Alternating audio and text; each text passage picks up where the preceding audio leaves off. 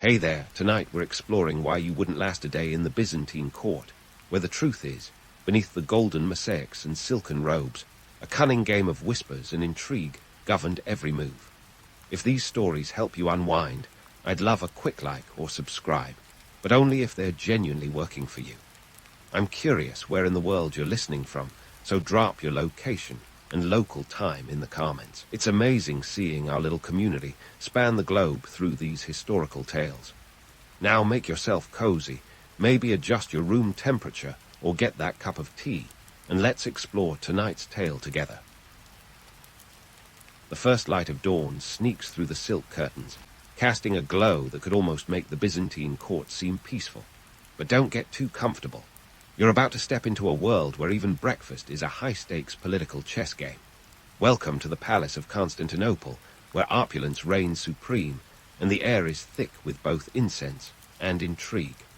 You kick off the morning with a ritual that's more about social maneuvering than nourishment. The morning meal here is a spectacle, not a simple affair of toast and coffee. Picture a spread that includes honey-drenched pastries, olives from the empire's farthest reaches, and enough wine to keep a small tavern afloat. It's not just breakfast, it's an edible map of Byzantine power and wealth.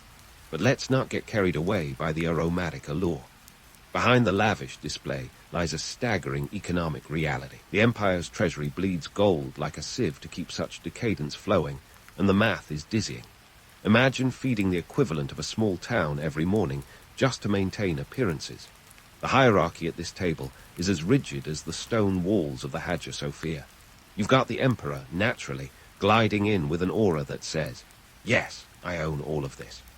He's flanked by the empress and a retinue of courtiers, each vying for a piece of his attention. But don't let the elegant robes fool you. The real power brokers are the eunuchs, those seemingly innocuous figures who glide through the court like shadows. They hold the keys to the empire's secrets, and their influence is as understated as it is profound. Consider them the original spin doctors, orchestrating the political symphony with a deftness that would make Machiavelli tip his hat. Now, let's talk attire. Your morning garb is a statement of intent, a visual power play. The silks, the purples, the shimmering gold threads, all of them scream status. But before you get too enamored with the idea of strutting around like Byzantine nobility, remember the cost. A single robe could set you back more than a year's wages for a common citizen. The sheer expense is enough to make modern haute couture look like a bargain bin at a thrift store. And here's a fun fact to drop at your next dinner party. Those sumptuous purple dyes. They're made from crushing thousands of murex snails, and the process is as labor-intensive as it is smelly. It's a reminder that behind every luxurious garment is a trail of sweat, labor, and probably a fair amount of cursing from the poor souls tasked with dye extraction. As the breakfast progresses, you quickly learn that every word, every glance, is a potential move in the grand game of court politics. The Byzantine court is less a place and more a living organism, constantly shifting and evolving. Alliances are as fragile as the porcelain on the table, with betrayals lurking like a persistent shadow. One wrong word, one misplaced compliment, and you could find yourself on the outside looking in, or worse, the recipient of an imperial displeasure that might end with you contemplating your life choices in a not-so-luxurious dungeon. The morning rituals also involve a fair share of flattery. Complimenting the emperor is practically a sport, and everyone's playing. It's a delicate balancing act. You want to appear sincere, but not sycophantic. The line between favor and exile is razor-thin, and one misstep could send you hurtling into oblivion, or at least out of the good graces of the court. Beyond the breakfast table, the court is an ever-turning wheel of ambition and rivalry. The emperor might be the sun around which everyone orbits, but don't be fooled. Power dynamics here are more complex than a Byzantine mosaic. Courtiers align and realign themselves with the precision of a military campaign, each move calculated to advance their position. Friend today, foe tomorrow. It's all part of the game. And speaking of games, you've got to navigate the labyrinthine corridors of court etiquette. The rules are unwritten yet universally known. Bow too low, and you risk appearing servile. Don't bow low enough, and you're disrespectful. You're constantly dancing on a knife's edge, where every gesture is laden with potential consequence. As the morning draws on, the court's myth of glamour begins to unravel. Sure, it's easy to get swept up in the grandeur, The glittering halls, the rich tapestries, the endless parade of luxury. But peel back the layers, and you find a world sustained by enormous personal sacrifice and relentless political maneuvering. It's a place where you're always one misstep away from disaster, where survival depends not just on wealth or birth, but on a keen sense of timing and an even sharper tongue. So as you prepare to face the rest of your Byzantine day, remember this: glamour is just the surface. Beneath it lies a complex web of power, intrigue, and peril. It's a world where every day is a new chapter in the epic saga of survival, and you're just trying to make it through breakfast without ending up as the day's cautionary tale. Welcome to the Byzantine court, where history isn't just made, it's performed with all the flair of an imperial pageant. But enough about breakfast. Let's move on to the real meat and potatoes of Byzantine life. Navigating the empire's legendary bureaucracy, a beast as complex as a Rubik's Cube and just as maddening. The Byzantine Empire was like a modern-day government agency on steroids, with layers upon layers of administration that would make a DMV line look like a stroll in the park.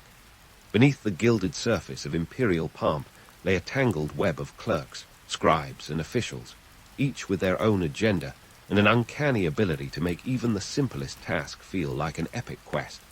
First, let's talk about the eunuchs. These guys were the secret source of the Byzantine court, blending invisibility with influence in a way that would give today's power brokers a run for their money. Eunuchs, often dismissed in popular imagination as mere servants, were anything but. They were the empire's covert operators, wielding power with an efficiency that would make any modern CEO envious. Their lack of family ties made them ideal candidates for positions of trust, free from the distractions of personal ambition or dynastic politics. Figures like Joseph Bringers and the infamous Basil Lecapinos rose to dizzying heights, often acting as kingmakers behind the scenes. In a twist of irony, those who were physically altered to be less threatening ended up being some of the most formidable players in the Byzantine political arena. And then there's the Empress. If you think the Emperor was the only one calling the shots, you're in for a surprise. Empresses like Theodora and Zoe were political gladiators, often more cunning and capable than their imperial husbands.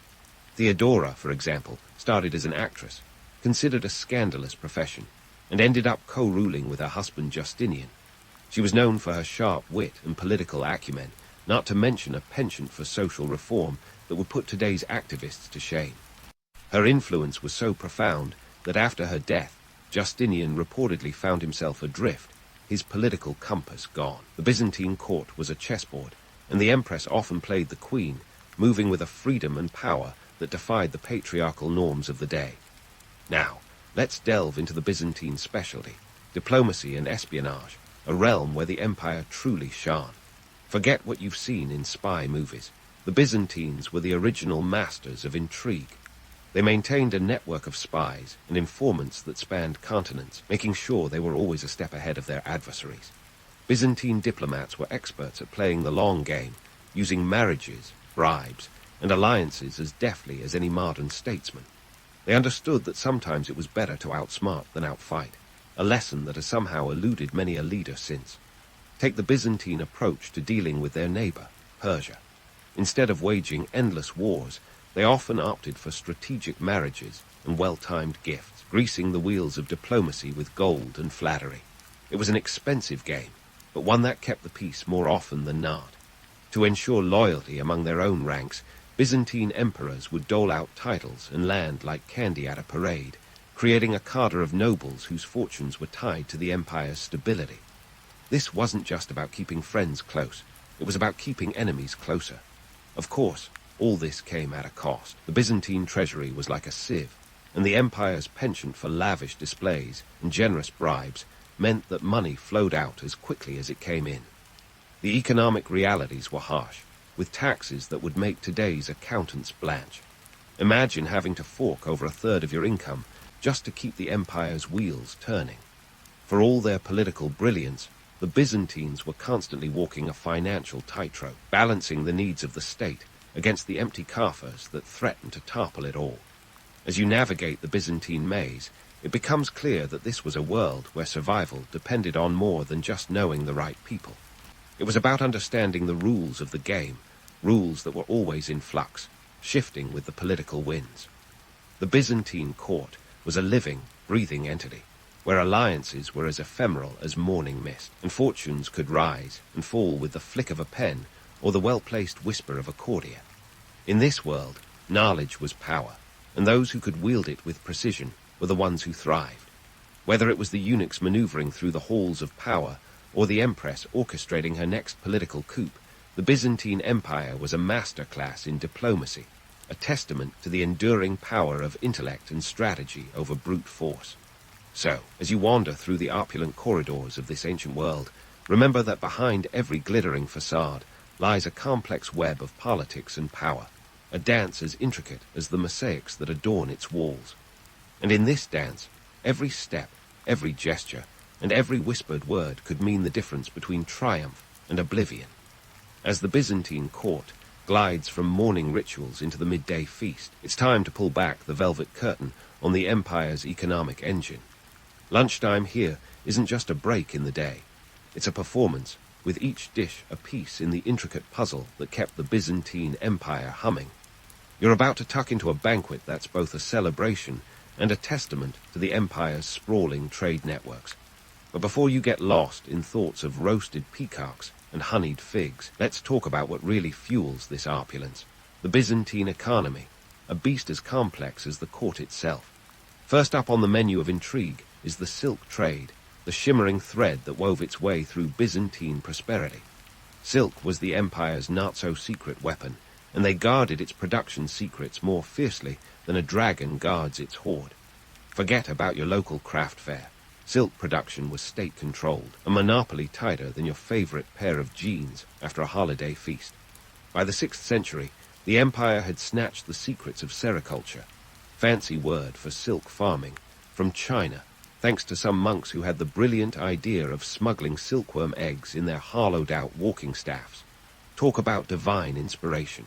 With this new power, the Byzantines became the Gucci of the medieval world, controlling the silk market and raking in profits that would make a Wall Street banker blush. Their silk was the height of luxury, and they exported it far and wide, from the courts of Europe to the distant reaches of the Islamic world. It was the original status symbol, a shimmering badge of wealth and influence, and boy, did it cost a pretty penny. A bolt of Byzantine silk was worth its weight in gold, literally making it accessible only to the elite. Meanwhile, the rest of the population was left to admire from afar, perhaps draping themselves in less illustrious linens. But before you start thinking, the Byzantines were swimming in gold coins like Scrooge McDuck. Let's address the not-so-glamorous side of this economic spectacle. The empire's coffers were indeed full, but they were also leaky, with money flowing out almost as fast as it came in. For every dazzling public work or gilded mosaic, there was a hefty price tag attached, usually covered by squeezing the populace for more taxes. The Byzantine government was a taxation powerhouse, and not in the fun, let's build some roads kind of way. Think more along the lines of how much blood can we draw from this stone. Taxation in the Byzantine Empire was as unavoidable as death, and just as unpleasant. The state levied taxes on everything from land to trade, even on the number of sheep you owned, and these weren't your friendly neighborhood taxes. We're talking up to a third of a person's income vanishing into the imperial treasury.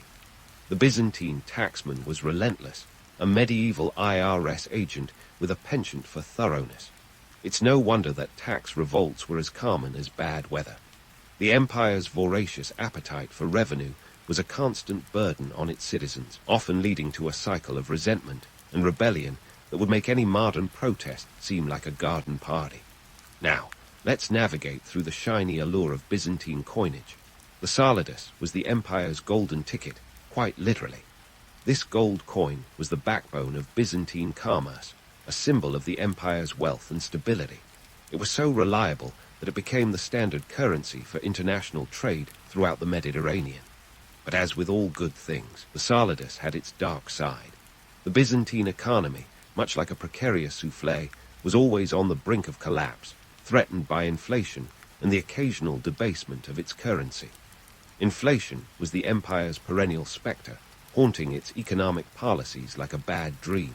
While the solidus remained relatively stable, other lesser coins weren't so lucky. often being debased to stretch the empire's budget. This led to wild fluctuations in value, leaving ordinary people to navigate a financial landscape as treacherous as any battlefield. The Byzantine Empire might have been a land of plenty for some, but for many, it was a constant struggle to keep up with the rising costs of living. The myth of boundless prosperity was just that, a myth. While the rich dined on delicacies, the poor were often left scrambling for crumbs, a stark reminder of the economic disparities that ran deep in Byzantine society. So, as you sit at the table, savoring the exotic spices and rich flavors of a Byzantine feast, remember that behind every opulent dish is a story of economic complexity and social contrast. The empire's wealth was built on a foundation of trade and taxation, a delicate balancing act that could tip into chaos at any moment. The Byzantine economy was a marvel of its time, but it was also a cautionary tale, a reminder that even the most glittering empires are not immune to the harsh realities of fiscal mismanagement and social inequality. As the lunch hour wanes and the court prepares to shift gears into the afternoon, take a moment to reflect on the true cost of this imperial splendor. The Byzantine Empire was a world of contradictions, where grandeur and poverty coexisted in an uneasy dance. In the end, it's a classic tale of have and have-nots, a narrative that feels all too familiar even today. But don't get too bogged down in the gloom. There are more Byzantine adventures to come, with plenty of political intrigue and historical twists on the horizon. Keep your wits about you. You're going to need them in this labyrinth of power and pretense. Now, as the afternoon sun hangs lazily over Constantinople, it's time to plunge into the pageantry of the Byzantine court ceremonies, a spectacle where even the most mundane gesture is dipped in gold and wrapped in layers of symbolism thicker than a Byzantine tapestry. You've survived breakfast with its social landmines and the economic gymnastics of lunch, but here comes the real test, surviving the Byzantine afternoon, where the empire's heart beats to the rhythm of ritual and grandeur. Let's start with the color purple. We're not talking about a subtle lilac or a demure lavender. This is Tyrian purple, a hue so rich it practically drips royalty. It was more than just a fashion statement. It was the very essence of imperial power. And expensive. Oh, you bet. The dye came from the murex snail, and it took thousands of these little critters to produce just an ounce of the stuff. Imagine the labor force, a small army of workers toiling away just to swaddle the emperor in regal splendor. All this to say that if you were wearing purple, you weren't just making a statement, you were declaring, I am the state. It's no wonder that unauthorized purple wearing could land you in hot water, or worse, a one-way trip to the not-so-glamorous dungeons. Now, step into the great palace, where the emperor and his entourage prepare for the day's formalities. Think of it as the original Fashion Week, but with more power dynamics and less Instagram. The emperor's robes are not just clothes. They're a walking constitution. Each thread, each jewel-encrusted embellishment is a reminder of the divine right to rule. And as he processes through the halls, flanked by guards and courtiers, it's a living tableau of imperial theater, a reminder to everyone present of who's really in charge. But don't let the grandeur fool you into thinking it's all smooth sailing. This is the Byzantine court, after all, where coups and conspiracies are as common as bad weather, and the same ceremonies meant to affirm power often became the stage for its downfall. You see, while the emperor appeared untouchable, history tells a different story. The Byzantine throne was less of a throne and more of a revolving door. Just ask Romano's Roman III, who was drowned in his bath by his wife's lover. A bold move, even by today's scandalous standards. Ceremonies were the perfect cover for such political maneuvers. The grandeur could easily mask an undercurrent of plotting, a fact that ambitious courtiers were not shy to exploit. The very rituals designed to project stability often became the backdrop for chaos. A well-placed whisper here, a strategic alliance there, and suddenly the empire had a new ruler. It's no coincidence that Byzantine emperors rarely died of natural causes. In this world, trust was a luxury few could afford, and paranoia was just good sense. Consider the case of Michael Roman III, the emperor who was literally stabbed in the back during a banquet. His assassin, none other than his trusted co-emperor, Basil I. Basil then claimed the throne and started the Macedonian dynasty, proving that sometimes the quickest way to the top was through the body of your predecessor. It's a stark reminder that in Byzantium, the line between ally and adversary was as thin as the blade that ended Michael's reign. But why all this backstabbing and betrayal? It boils down to power. The Byzantine Empire was a place where authority was both coveted and precarious. The emperor might have worn the crown, but his grip on power was often as shaky as a table with one leg shorter than the others. The Byzantine political scene was as volatile as the empire's economy, with power struggles erupting like a Byzantine feast, suddenly and messily. Amidst all this drama, symbols were the glue holding the empire together. The court ceremonies were meticulously choreographed, with every bow, every gesture loaded with meaning. The emperor was the conductor, and the court his orchestra, each member playing their part in the imperial symphony. And yet, beneath this polished facade, the reality was anything but harmonious. The Byzantine court was a powder keg of ambition, where personal vendettas simmered just below the surface. In this world, appearances were everything. The court was a stage, and everyone an actor, playing their role in the grand drama of empire. But behind the scenes, it was a different story. The eunuchs, those silent arbiters of power, moved like shadows, their influence as invisible as it was undeniable. Empresses like Irene and Theophano wielded power behind the throne, their political astuteness often outmatching that of their male counterparts. And while the court might have projected an image of unity, the reality was a tangled web of alliances and rivalries, each more fragile than a Byzantine mosaic. As the afternoon ceremonies draw to a close, you can't help but marvel at the sheer spectacle of it all.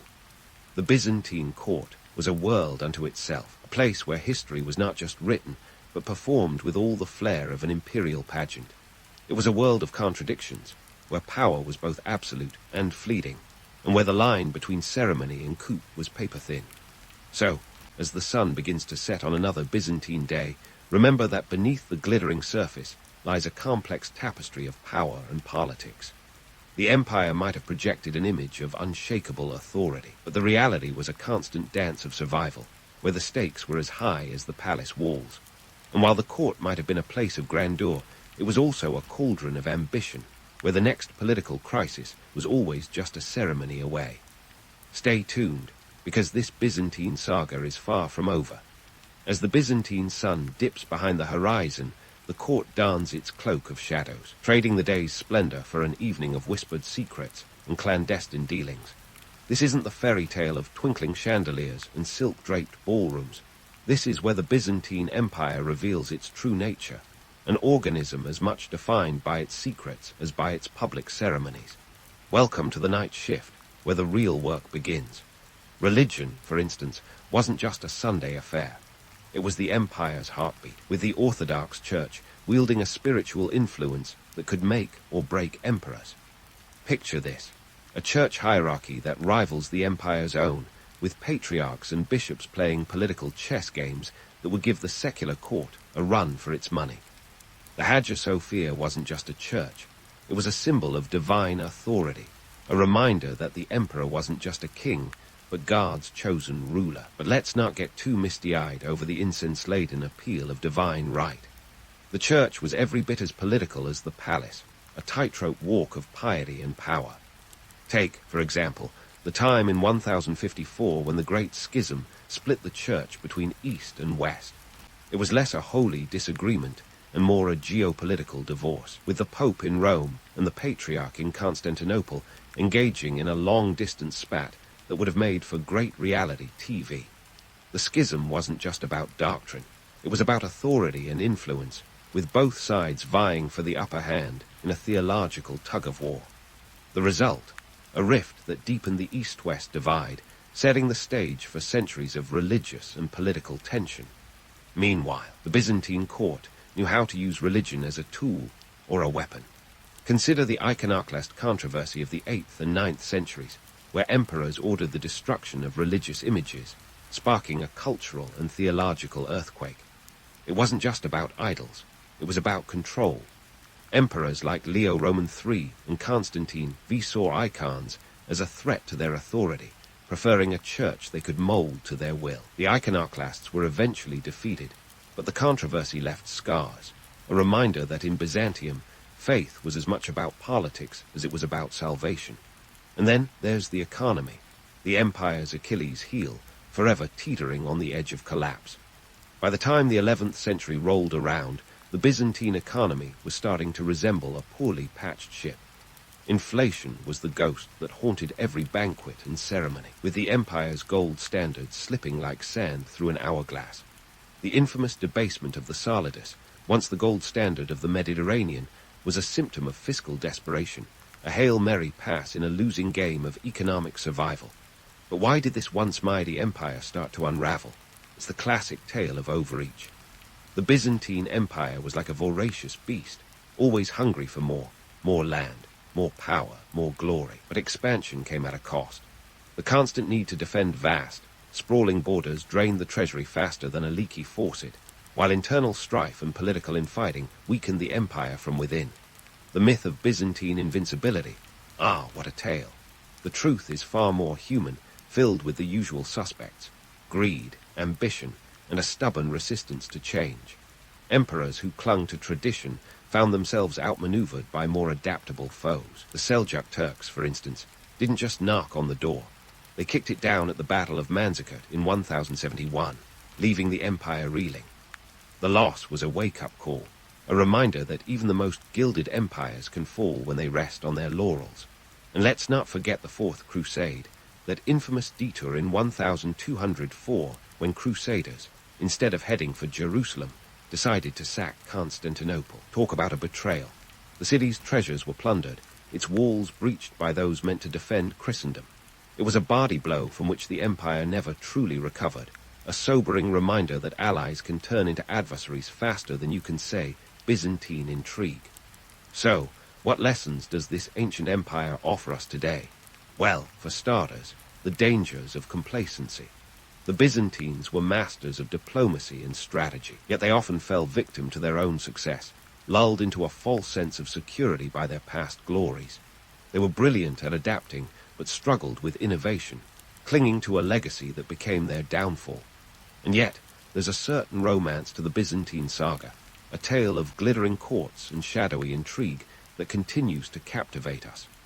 The empire's legacy is one of complexity, a reminder that history is rarely black and white, but a tapestry of contradictions and juxtapositions.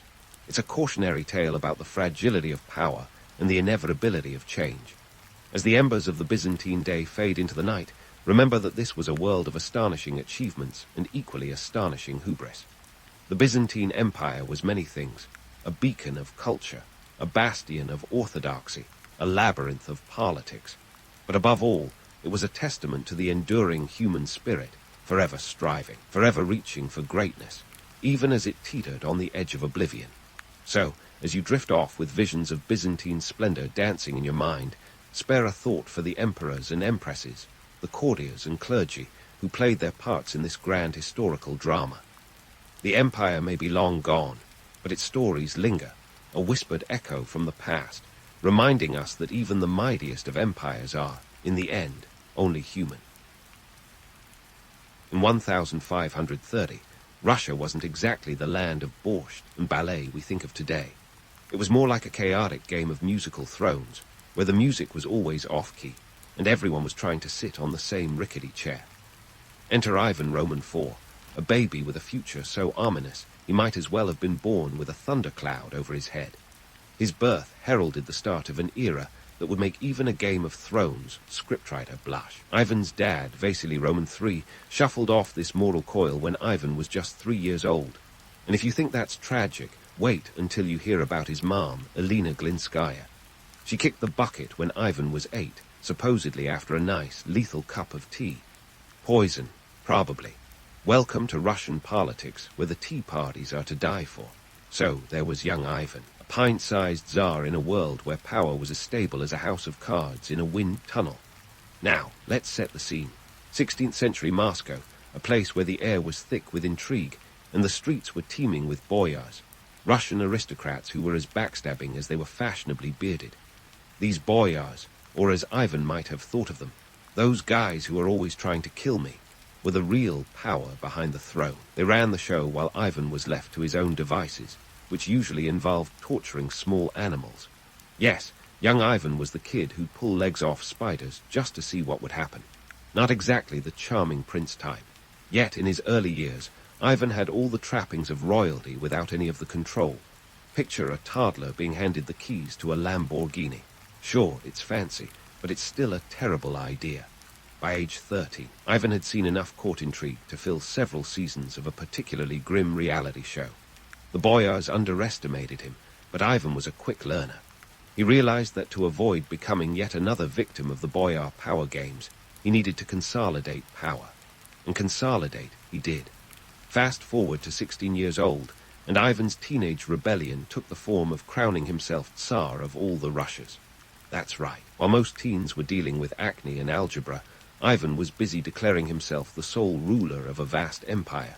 Talk about a power trip. He was the first to take the title Tsar, which comes from Caesar, because when you're a teenager, you might as well go big.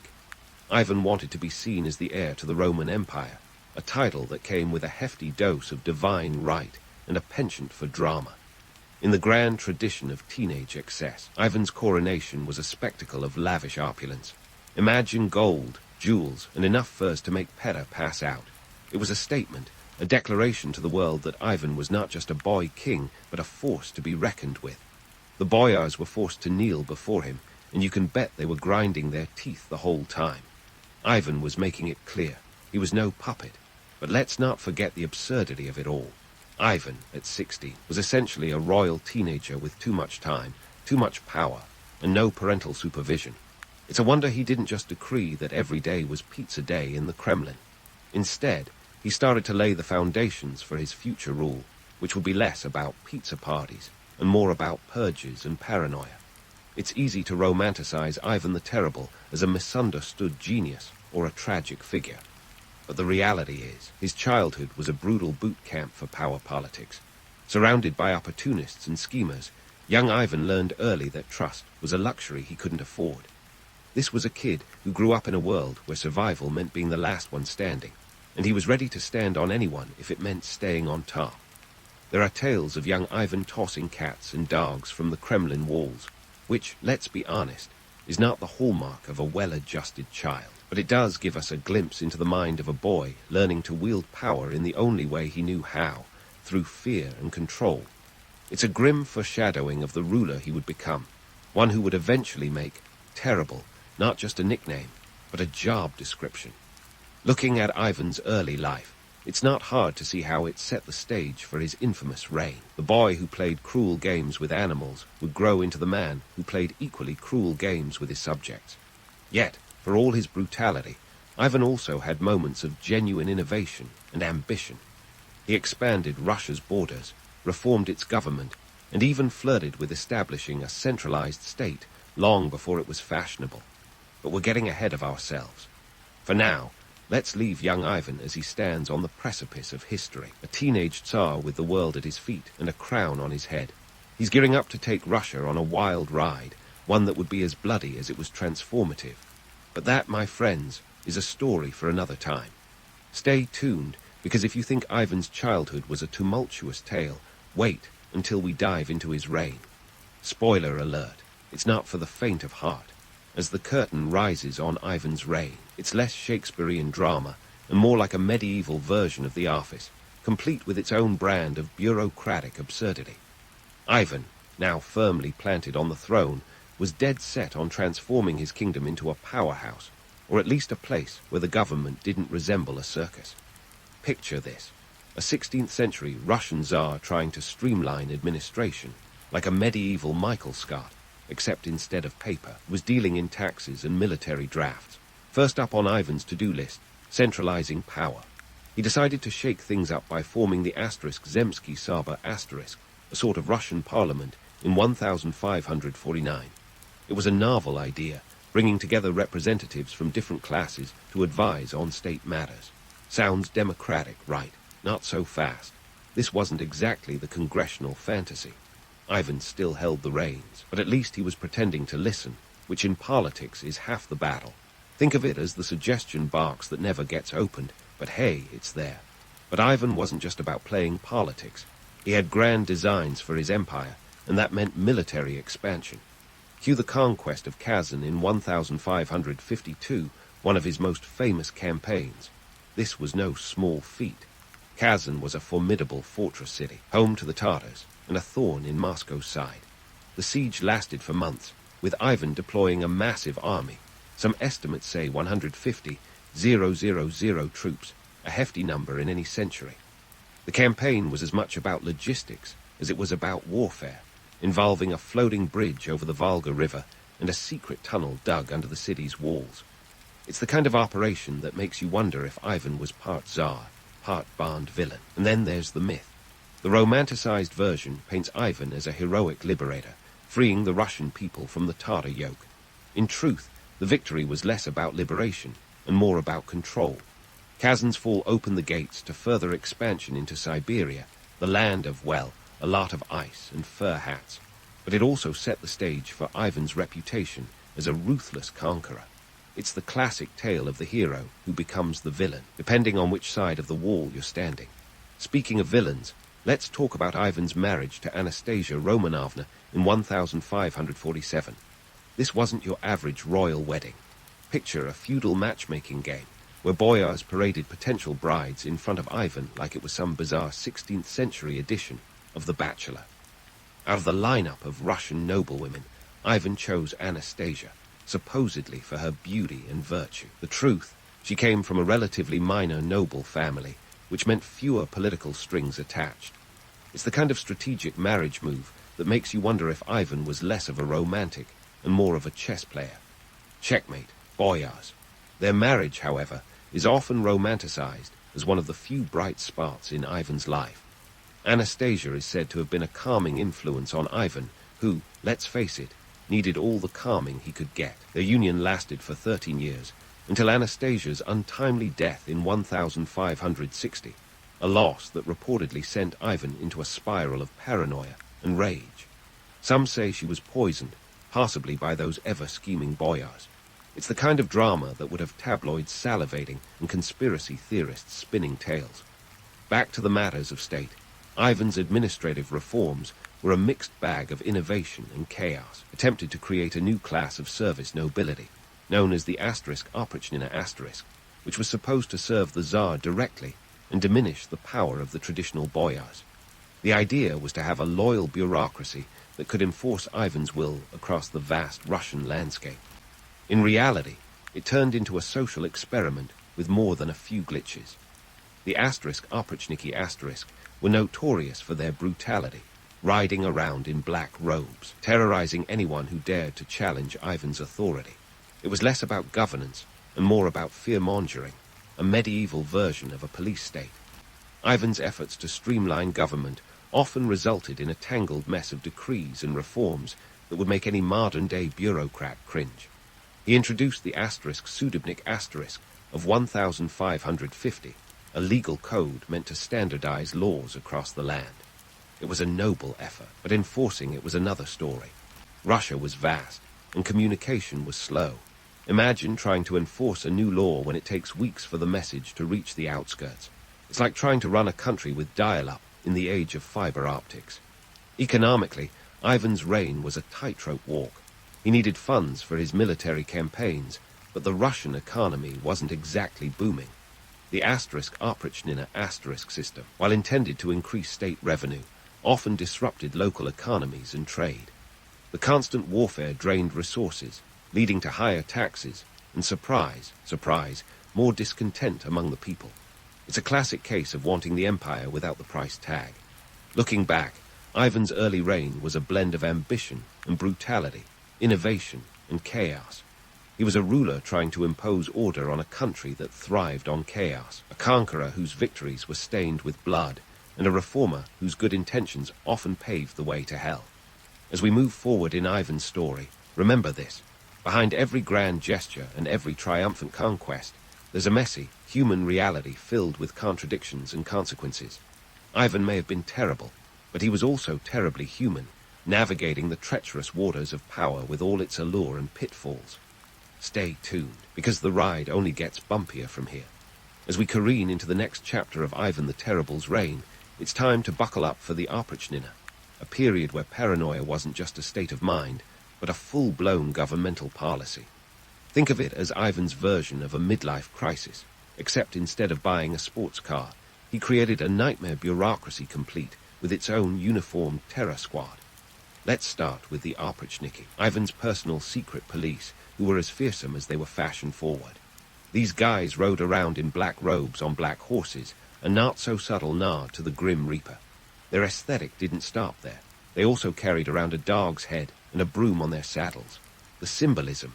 They were sniffing out treason and sweeping away betrayal. It's like the Middle Ages met a Tim Burton movie, and the result was both terrifying and a little bit bonkers. Now, why did Ivan feel the need to create this medieval SWAT team?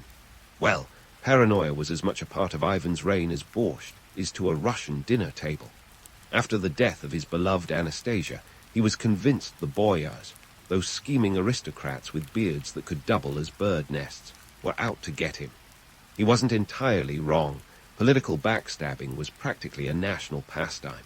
But Ivan took it to the next level. He divided the country into two parts, the Oprichnina, directly under his control, and the Zemshchina, which was, well, everyone else's problem. Economically, the Oprichnina was a disaster wrapped in a catastrophe. Ivan confiscated lands from the boyars and handed them over to his loyal Oprichniki, essentially creating a new, loyal aristocracy. In theory, this was supposed to concentrate power in Ivan's hands and weaken opposition. In practice, it was like trying to fix a broken leg with a band-aid.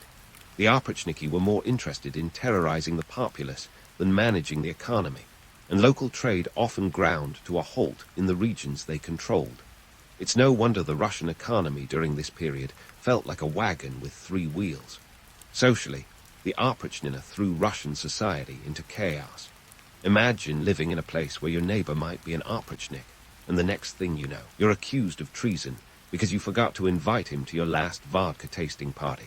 It created an atmosphere of fear and mistrust that would make even George Orwell think twice. The Oprichniki's antics were as much about psychological warfare as they were about physical domination. By turning Russia into a police state, Ivan ensured that loyalty was a currency more valuable than rubles. Speaking of currency, let's talk about one of the most infamous episodes of this period, the sack of Novgorod in 1570. Novgorod, once a thriving hub of trade and culture, found itself on the receiving end of Ivan's wrath. The official story was that Novgorod was conspiring with Poland to overthrow Ivan. Whether this was true or another paranoid delusion is up for debate, but Ivan wasn't taking any chances. He launched a brutal campaign against the city, and the Oprichniki went in like locusts. The destruction was biblical.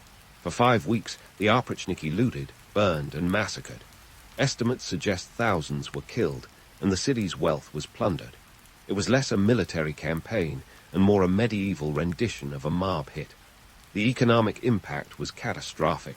Novgorod's trade network was decimated, and it took years for the city to recover, if it ever truly did. The sack of Novgorod became a stark lesson in what happens when unchecked paranoia meets absolute power. Nothing good. Amidst this chaos, Ivan's paranoia reached Shakespearean levels of absurdity. He saw enemies everywhere, even among his closest advisors. It said he once accused his own son of treason, an accusation that escalated into a violent confrontation. The result, the death of his heir, Ivan Ivanovich, at Ivan's own hands, a tragedy that makes King Lear look like a light comedy. This act of filicide was the cherry on top of Ivan's paranoid Sunday, a grim reminder that when you see everyone as a threat, sometimes the greatest danger comes from within. For all its horrors, the Oprichnina did serve Ivan's purpose in the short term. It consolidated his power and sent a clear message: cross the Tsar, and you won't just lose your title, you might lose your head. Yet, the long-term consequences were dire.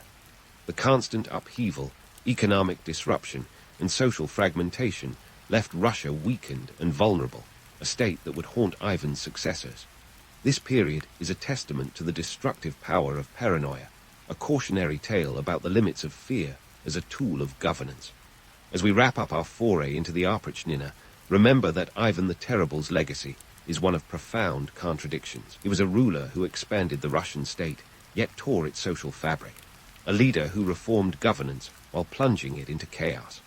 Ivan's reign was a masterclass in the perils and powers of absolute authority, leaving behind a Russia that was both greater and more fractured than ever before. Stay tuned, because the story of Ivan the Terrible isn't over yet, and the final chapters promise even more twists and turns. As the sun set on the Oprichnina's reign of terror, the stage was set for the next act in Ivan the Terrible's epic drama, his later years, where personal tragedy and paranoia joined forces in a kind of unholy alliance. This wasn't the kind of golden years retirement plan that involves a beach house and shuffleboard. No, Ivan's twilight years were more like a Shakespearean tragedy with a splash of horror flick. And at the heart of it all was the mysterious death of his wife, Anastasia Romanovna, in 1560, which sent Ivan spiraling into a pit of suspicion and rage that would make even Macbeth do a double take. Anastasia's death was the first domino in a chain reaction of calamity. Her passing was shrouded in mystery, with whispers of poison floating through the Kremlin like a bad smell. Some point the finger at those ever-scheming boyars, whose penchant for intrigue was rivaled only by their love of fur hats. While we may never know if Anastasia was indeed poisoned or simply succumbed to the common maladies of the time, her death left a void that Ivan filled with paranoia and brutality. The irony here is as thick as borscht. Anastasia, the one person who seemed to temper Ivan's darker impulses, was out of the picture, and Ivan responded by turning the volume up to 11 on his tyrannical tendencies. With his beloved gone, Ivan's behavior became increasingly erratic. Think of him as a medieval King Lear, except instead of wandering the heath in madness, he was unleashing a reign of terror across Russia. His policies took on a new level of brutality, driven by a deep-seated fear of betrayal that bordered on obsession. The boyars, already living in a state of perpetual anxiety, now faced an even more unpredictable ruler who saw enemies in every shadow. Ivan's court became a veritable minefield, where one wrong move could lead to a very permanent retirement plan, namely, a one-way ticket to the afterlife. But Ivan's paranoia wasn't just a personal quirk, it had far-reaching consequences. His relentless purges didn't just target the boyars, they destabilized the very fabric of Russian society. Towns were depopulated, trade routes disrupted, and the economy, already limping along like a three-legged horse, took another nosedive. It's a classic case of cutting off your nose to spite your face, except in this case, it was more like lopping off your entire head. Amidst this chaos, Ivan's relationship with his family took a dark turn. The most infamous episode came in 1581, when Ivan's paranoia and violent temper reached a boiling point. During a heated argument with his son, Ivan Ivanovich, Ivan dealt a fatal blow with his scepter. Yes, you heard that right, his scepter. Let that sink in. Ivan the Terrible, worried about securing his dynasty, ended up killing his heir with a blinged-out symbol of power. If that's not the height of tragic irony, I don't know what is. The whole incident was like a macabre game of Who's the Tsar, where the prize was a lifetime of regret.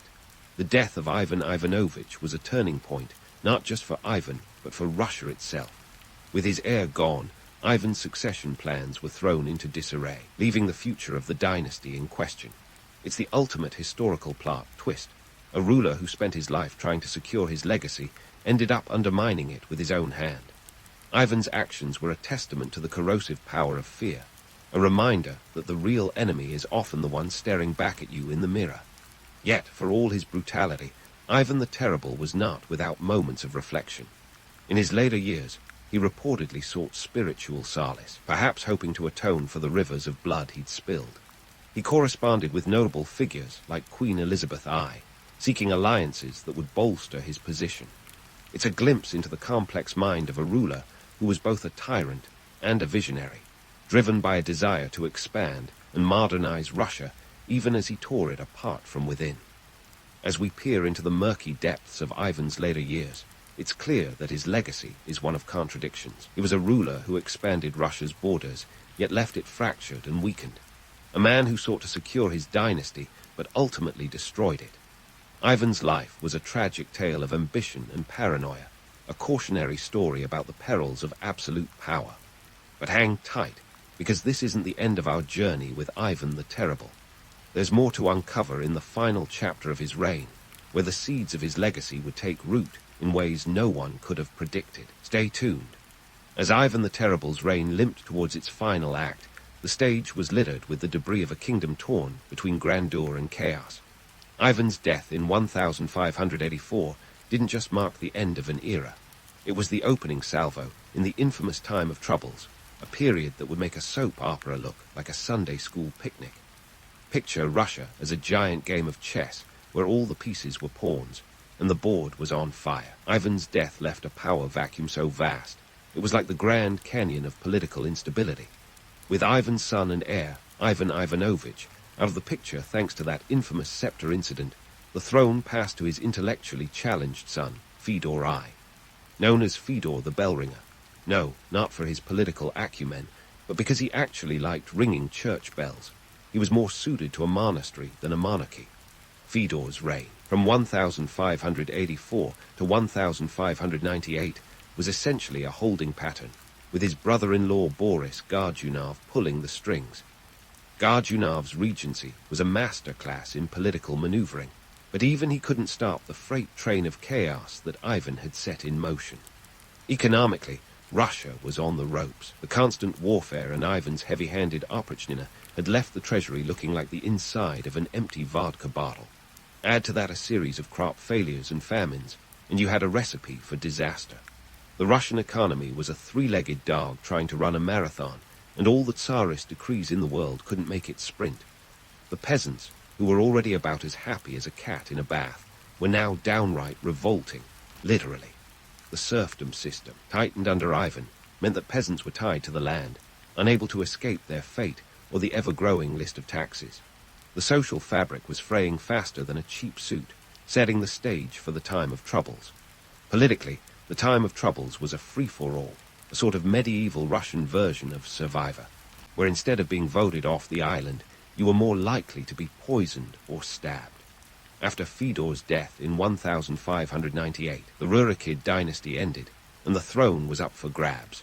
Enter Boris Godunov, the power behind the bell-ringing throne, who became Tsar. But his reign was plagued by famine, rebellion, and the appearance of pretenders claiming to be Ivan's dead son Dmitri, back from the grave to reclaim his throne. These false Dmitris were like a series of bad sequels, each more implausible than the last, but somehow still drawing a crowd. The time of troubles was a period when fact and fiction blurred, when rumors spread quicker than a cold in a kindergarten. Myths about Ivan's reign were ripe for the picking. Many saw Ivan as a misunderstood genius, a man ahead of his time who laid the foundations for a centralized Russian state. Others viewed him as a cautionary tale, the poster child for the dangers of unchecked power. The truth, as usual, lay somewhere in the middle. Ivan was indeed a visionary in the sense that he expanded Russia's borders and attempted to modernize its governance. But his methods, characterized by paranoia and violence, left a legacy of fear and instability. The cultural fascination with Ivan the Terrible is like a moth to a flame. His story has everything: power, betrayal, madness, and murder. It's no wonder he's been immortalized in countless works of art, literature, and even opera. The romanticized view of Ivan as a tragic hero is tempting, but it ignores the harsh realities of his reign. Ivan's Russia was a place where the rule of law was more of a suggestion, where power was held by whoever could swing the biggest stick or scepter. Yet, for all his flaws, Ivan did set the stage for the eventual rise of the Romanovs, who would bring stability to a fractured nation. When the time of troubles finally drew to a close with the ascension of Michael Romanov in 1613, it was like a collective sigh of relief for a country that had been through the ringer. Michael's reign marked the beginning of the Romanov dynasty, which would rule Russia for over 300 years. The Romanovs brought a semblance of order, but they also inherited a nation shaped by Ivan's dual legacy of expansion and terror. It's a testament to the complexity of history that Ivan the Terrible, a man whose name is synonymous with tyranny, was also a pivotal figure in Russia's path to becoming a major European power. Ivan's reign is a study in contrasts, a ruler who sought to centralize power, but whose methods often resulted in chaos, a conqueror who expanded Russia's borders while leaving its economy in tatters. His story is a reminder that history isn't black and white, but a kaleidoscope of shades, where heroes can be villains, and villains, in their own twisted way, can be heroes. Ivan's legacy is a cautionary tale about the perils of absolute power and the thin line between vision and madness. As we close the chapter on Ivan the Terrible, let's remember that history is written by the survivors, and Ivan's story, with all its dark humor and tragic folly, is a reflection of the human condition. It's a narrative where ambition meets paranoia, where the quest for greatness is shadowed by the specter of fear. Ivan's Russia was a land of contradictions, a place where the past was ever present, and the future was as uncertain as a roll of the dice. And yet, despite the chaos, or perhaps because of it, Ivan left an indelible mark on history, a testament to the enduring dance between light and dark, order and chaos. That defines the human journey. The Carthaginian Empire began with the kind of modesty that would make a small-town mayor proud. A humble Phoenician colony planted around 814 BC in what's now modern-day Tunisia. It was like the nerdy kid in school who grew up to be a tech mogul, only with more trade routes and fewer awkward school photos. Picture a bunch of Phoenicians, those ancient maritime geniuses, looking at the map and choosing a spot with the strategic flair of a chess grandmaster. There they found Carthage, nestled conveniently on the coast, a stone's throw from Sicily, and not too far from the rest of the Mediterranean playground. The Phoenicians were the ancient world's equivalent of Silicon Valley entrepreneurs, but instead of coding apps, they were masters of the sea. They knew how to read the waves better than most of us read a GPS. Their ships were the Teslas of the ancient world, sleek and ahead of their time.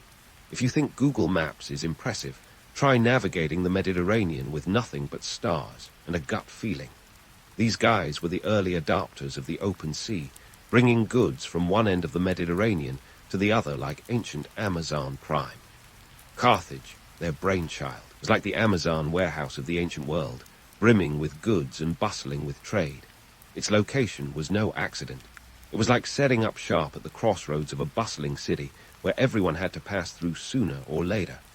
With its prime real estate, Carthage quickly became a hub for trading everything from precious metals to exotic spices. But let's not forget the purple dye, the Gucci of the ancient world. The Phoenicians were obsessed with it, and for a good reason. This dye was made from the murex snail, which sounds less glamorous than it was. You needed thousands of these tiny creatures just to color a single toga. If you think concert tickets are overpriced, try buying a garment dyed purple back then. The result of all this trade and strategic genius was that Carthage grew like a well-watered weed. By the 6th century BC, it wasn't just a colony, it was a powerhouse.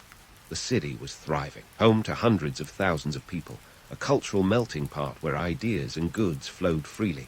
It was like the original Silicon Valley for traders, a place where wealth and innovation coalesced, and where a good business deal could be struck over a goblet of wine and a handshake. However, the allure of Carthage wasn't just in its bustling ports and exotic goods. It was also in its political acumen. The city was governed by a suffet, kind of like a CEO, but with more spears and a council of elders, which sounds suspiciously like a board of directors. This governance model was a mix of oligarchy and democracy, which in modern terms would be like having a corporate board that occasionally lets the employees vote on pizza toppings. This system allowed Carthage to adapt and thrive, maintaining a delicate balance between order and opportunity. While the romantic image of Carthage is one of bustling markets and strategic brilliance, the reality was less idyllic. The city was constantly on guard, a fortress of commerce in a world where jealousy and ambition were just as common as trade winds. The Carthaginians were always ready to defend their turf, and their navy was the envy of the Mediterranean. With ships that could outmaneuver most, they kept their trade routes secure and their enemies at bay. Despite its impressive growth and savvy governance, Carthage was no utopia. Power struggles were as common as trade winds, and its military exploits were a constant reminder that even the most prosperous cities needed a strong defense. Carthage wasn't just a city of commerce. It was a city of warriors, where the economy and the military were two sides of the same coin. This duality was the secret sauce that kept Carthage from being swallowed by its own success. The city was also home to a unique culture, one that blended its Phoenician roots with the influences of the diverse peoples it traded with. This cultural cocktail gave Carthage a richness that was as intoxicating as its legendary wines. The city's art and architecture reflected this melting pot, with influences from Egypt, Greece, and other Mediterranean cultures. It was a place where you could hear a dozen languages in the market and see the world reflected in the faces of its citizens. So, while the myth of Carthage is filled with tales of legendary leaders and epic battles, the reality was a bit more grounded. It was a place where commerce and culture collided, creating a city that was both a beacon of prosperity and a fortress of strategic significance. The Carthaginians were not just traders or warriors. They were a people who understood the importance of balance in a world that was anything but stable. And as the story of Carthage unfolds, we'll see just how far that understanding could take them, and how high the stakes would become as they carved out their place in history. Now, let's slide into the mechanics of Carthage's economic juggernaut, where the Mediterranean wasn't just a sea, it was their personal autobahn for commerce. The Carthaginians, with their sleek ships and uncanny knack for navigation, transformed the Mediterranean into a bustling highway of trade that would make modern logistics companies green with envy. They didn't just dabble in trade, they dominated it, tossing goods like silver, tin, and salted fish across the sea with the casual nonchalance of a blackjack dealer flipping cards. You've got to hand it to them. These folks were the OGs of maritime trade. Take silver, for instance. Carthage had a near monopoly on this precious metal, which they sourced from the mines of Iberia, modern-day Spain and Portugal. They shipped it out faster than you can say minted coin. In fact, Carthaginian coins became a common currency around the Mediterranean, a testament to their economic clout. Now, if you're imagining Scrooge McDuck-style vaults brimming with shiny coins, hold your horses. The reality was less glamorous. Archaeological digs have revealed more broken pottery than gold. So, while Carthage was certainly wealthy, their treasures were more likely to be found in ledgers than in hidden vaults. But let's not forget the fish, specifically the salted variety. Salted fish was the ancient equivalent of canned tuna, a staple that could be stored and transported without spoiling. Carthage capitalized on this by establishing trade routes that stretched from the Atlantic to the Levant. Think of it as the prehistoric version of a global supply chain, minus the shipping containers and logistics software. Instead, they relied on the wind, the stars, and an uncanny ability to haggle prices that would put modern negotiators to shame. Now, if you think shipping logistics today are a nightmare, imagine coordinating fleets of ships without GPS or even a reliable weather forecast. This was a time when a storm could send your cargo to Davy Jones' locker faster than you could say insurance claim. Yet, somehow, the Carthaginians managed to keep the goods flowing. Their ports were like the bustling hubs of a major airline, with ships coming and going, laden with everything from Egyptian linen to African ivory. The logistical prowess required was staggering, akin to juggling a dozen flaming swords while riding a unicycle. And let's not overlook their currency system. Carthaginian coins weren't just currency, they were a symbol of power and influence. With inscriptions that declared their origins and value, these coins spread across the Mediterranean, facilitating trade and establishing Carthage's economic might. But here's the kicker. Most of the coins we find today are worn, corroded, and often buried alongside broken amphorae rather than glittering in treasure chests. So much for the legendary vaults of wealth. In essence, Carthage turned the Mediterranean into a giant marketplace. Their ships were the delivery trucks, their trade agreements the fuel that kept the engine running. It was a system that worked remarkably well, allowing Carthage to rise as a commercial powerhouse. While the legends paint a picture of opulence, the truth was a mix of shrewd deals, relentless ambition, and a touch of luck. The Carthaginians were savvy operators in a world where one bad storm or hostile encounter could spell disaster. They understood that the key to success wasn't just having the best goods, but knowing how to get them where they needed to go. A lesson as relevant today as it was in the ancient world. But let's not get carried away with romanticizing this economic empire. The reality was one of constant tension and competition. Carthage was a city always on the lookout, with one eye on the horizon and the other on the balance sheet. Their wealth and power were built on a knife edge, and they knew it. The Mediterranean was as much a battleground as it was a marketplace, where rival powers would just as soon sink your ship as trade with you. It was a high-stakes game, and Carthage played it with the skill of a seasoned gambler. As we delve further into the saga of Carthage, it's essential to remember that their story is one of both triumph and vulnerability. They may have turned the Mediterranean into their personal highway, but every journey on those waters was fraught with risk. Their wealth wasn't just in the goods they traded, but in the networks they built and the resilience they showed in the face of adversity. The Carthaginians were masters of their fate, yet always aware of the precarious nature of their success. Even as Carthage mastered the Mediterranean with the finesse of a seasoned sailor, its inner workings were as intricate as an ancient clerk, ticking away with a mix of oligarchic precision and democratic flair. Picture a political system that was less one man, one vote, and more a few men, an occasional vote, and a lot of backroom deals. The Carthaginian government was a cocktail of hierarchy and public opinion, shaken, not stirred, by a council of elders. Think of them as a board of directors with a penchant for power plays. At the helm was the suffet, a role that blended the gravitas of a judge with the authority of a CEO. But unlike your average corporate bigwig, these guys had to juggle diplomacy, warfare, and the odd ceremonial duty, all without the help of a PR team. Carthage didn't just run on trade.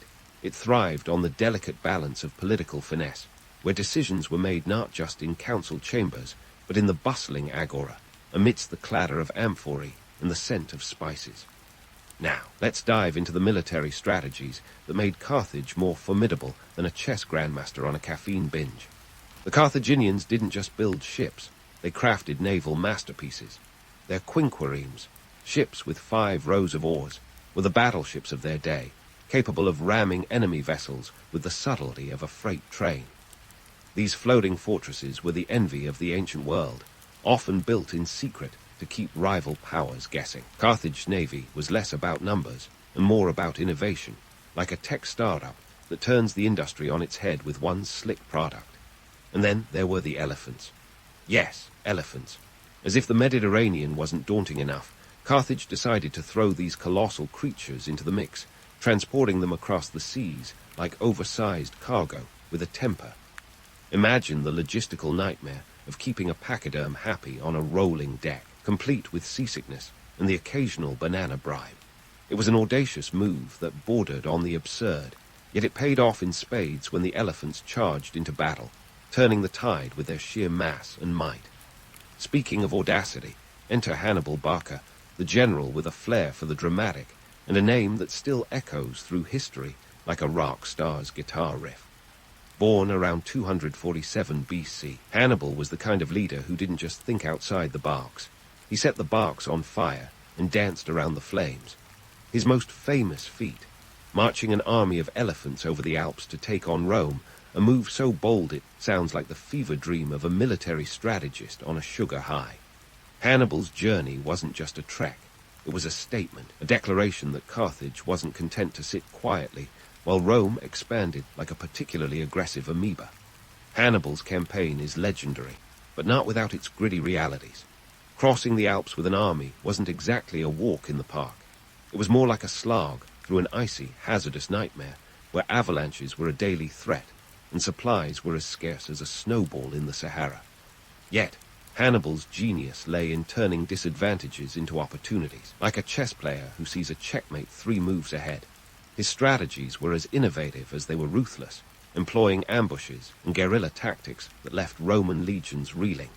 Despite the romanticized narratives, Hannibal's war wasn't all glory and triumph.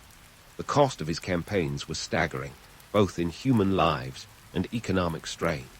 Carthage bankrolled these military adventures with the zeal of a gambler on a winning streak, but the stakes were high and the losses heavy. Hannibal's brilliance on the battlefield couldn't always offset the logistical challenges and the relentless pressure from Rome. Yet he remained undeterred, a testament to his indomitable spirit and strategic genius. As we reflect on Carthage's political and military exploits, it's clear that their story is one of contrasts between democracy and oligarchy, innovation and tradition, commerce and conquest. Carthage wasn't just a city. It was a complex organism, thriving on the edge of chaos, with a resilience that defied the odds. The Carthaginians understood that the key to survival wasn't just in their fleets or armies, but in their ability to adapt, to innovate, and to seize opportunities in a world that was as unpredictable as the Mediterranean storms. While Hannibal's exploits had become the stuff of legend, it's important to remember the harsh realities behind the myths. His daring strategies put Carthage on the map, but also placed it in the crosshairs of Rome's growing imperial ambitions. The clash between these two titans was inevitable, a collision of cultures and egos that would shape the course of history. And as the saga of Carthage unfolds, we'll see the city not just as a beacon of power and prosperity, but as a player in a high-stakes game where the consequences of failure were as profound as the rewards of success. In the end, Carthage's legacy is one of ambition and ingenuity, a testament to a civilization that dared to dream big even in the face of overwhelming odds. Their story is a reminder that history is not just a litany of dates and events, but a tapestry of human experience, woven with threads of courage, folly, and the relentless pursuit of greatness. So, as we continue to explore the rise and fall of Carthage, let's keep in mind the lessons they left behind, a testament to the power of resilience and the enduring spirit of innovation. With Carthage's legacy hanging in the balance, we find ourselves at the brink of the Punic Wars, a trilogy of epic proportions that makes even the most dramatic soap operas look like a yawn fest.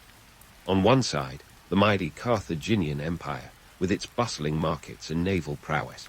On the other, Rome, the scrappy upstart with a chip on its shoulder and a serious case of Mediterranean envy. This wasn't just a conflict over territory. It was a clash of titans, a high-stakes game of chess where every move could mean the difference between glory and oblivion. The First Punic War kicked off in 264 BC, and let me tell you, it was the ancient equivalent of a slow-burn thriller. The Spark, a scrappy little dust-up over Sicily, that sun-drenched Mediterranean island that everyone seemed to want a piece of. Think of Sicily as the cool kid on the block, with Carthage and Rome vying for its attention like rival suitors. Carthage had been cozying up to Sicily for ages, but Rome saw an opportunity and decided to crash the party, uninvited. Now, Carthage was like the seasoned veteran of naval warfare, with ships that could dance across the waves like Fred Astaire. Rome, on the other hand, was more akin to a landlubber with two left feet. But here's the kicker. Rome, with its can-do attitude and a little help from some captured Carthaginian ships, built a navy from scratch. They even added a little something called the corvus, a boarding device that turned sea battles into hand-to-hand combat, playing to their strengths like a strategic genius. It was like watching a toddler build a sandcastle, only for it to turn into a beachfront mansion overnight. The war dragged on for a staggering 23 years, longer than most modern TV series last, with battles seesawing back and forth like a particularly heated tennis match. The Battle of the Aegates Islands in 241 BC finally tipped the scales in Rome's favor. Carthage, exhausted and stretched thinner than a Roman toga, had to sue for peace. The price, a hefty indemnity, and the relinquishment of Sicily, a bitter pill that tasted like defeat but had to be swallowed. But the Punic Wars were nothing if not persistent. Enter the Second Punic War, the sequel no one asked for but everyone couldn't stop watching. Hannibal Barca, the Carthaginian commander with a flair for the dramatic, took center stage.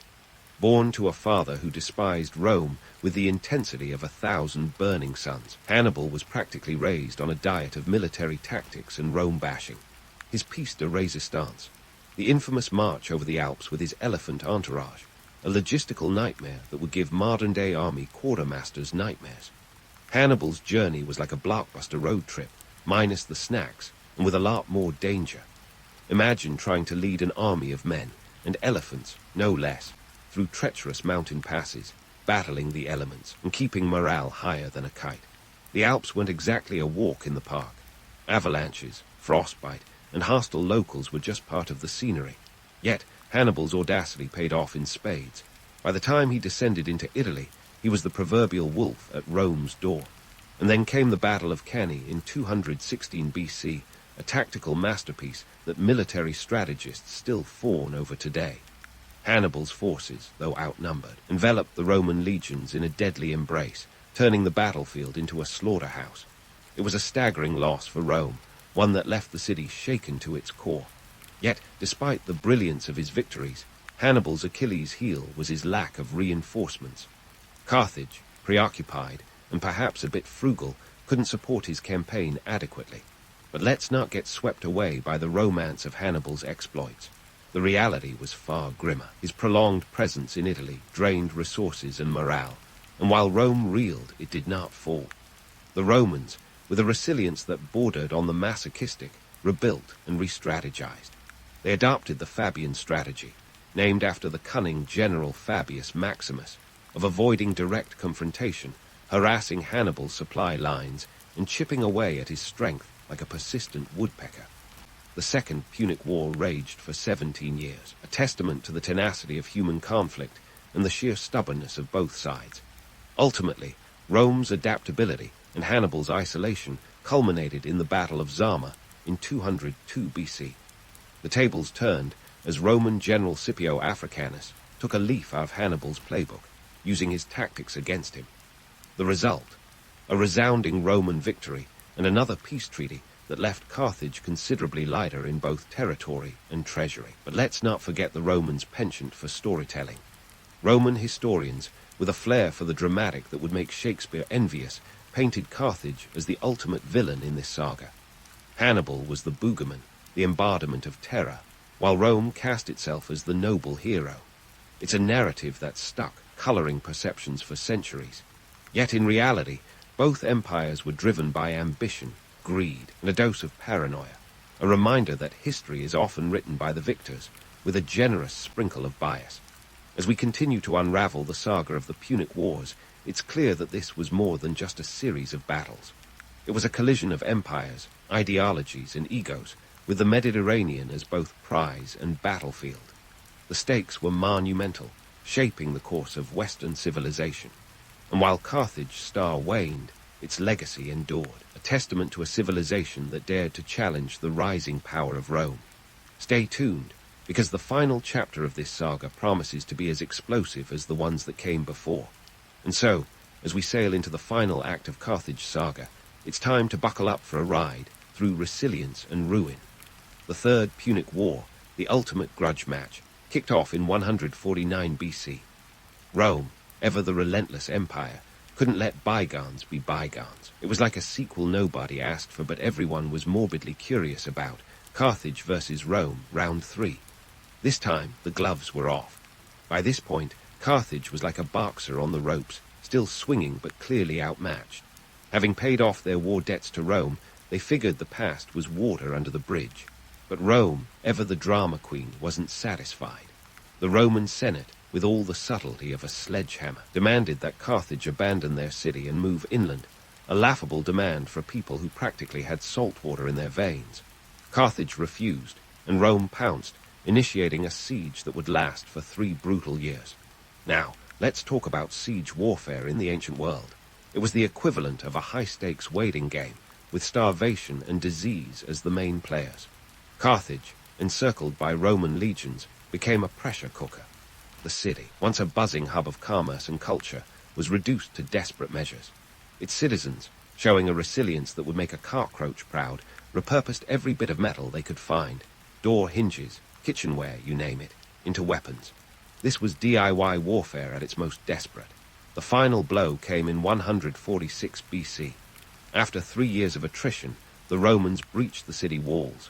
The ensuing slaughter was as grim as it was inevitable. The city was razed, its population decimated, and the survivors were sold into slavery.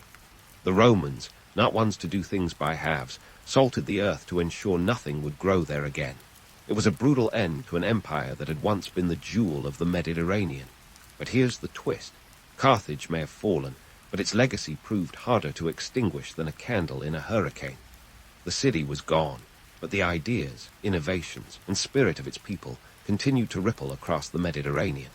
Carthaginian culture had seeped into the very fabric of the region, influencing everything from shipbuilding techniques to religious practices. Take, for example, the Carthaginian knack for commerce. Their legacy lived on in the bustling trade networks that crisscrossed the Mediterranean, even under Roman rule. Carthaginian innovations in navigation and ship design were too good to ignore, and Rome, ever the opportunist, co-opted these advancements faster than you can say copycat. The Roman navy owed much of its prowess to lessons learned from the very people they had vanquished. And let's not forget the Carthaginian approach to governance. Their blend of oligarchy and democracy, while not perfect, offered a model that echoed in the political systems of successor states. The idea that a city could be governed by a council, with input from its citizens, was a notion that resonated far beyond the ruins of Carthage. Even in defeat, their political innovations left a mark on history. In terms of culture, Carthage's influence was like a fine wine that grew richer with time. Despite the Roman smear campaign that painted Carthaginians as barbaric and untrustworthy, the reality was that their cultural contributions were absorbed into the Roman tapestry. From religious rites to agricultural techniques, Carthaginian practices quietly persisted, much like an earworm song you can't quite shake. And that brings us to the enduring narrative of Carthage, shaped largely by Roman historians. It's a classic case of history is written by the victors. The Romans spun tales of Carthage as a sinister, malevolent force, an empire of greed and cruelty. This narrative was as much political propaganda as historical record, designed to justify Rome's expansionist ambitions. Yet, beneath this veneer, the true story of Carthage, its resilience, innovation, and cultural richness, shines through. The real Carthage was more than just a rival to Rome. It was a civilization of traders, innovators, and warriors, a society that thrived on the crossroads of commerce and culture. It was a place where the practical and the exotic coexisted, where a vibrant marketplace was as much a part of daily life as the threat of war. Carthage was a city that dared to dream big, even when the odds were stacked against it. Even in defeat, the Carthaginians left a legacy that defied the sands of time. Their story is a reminder that empires rise and fall, but the ideas and innovations they leave behind can endure. Carthage may have been reduced to ashes, but its spirit lived on, a testament to the resilience of human ambition and creativity.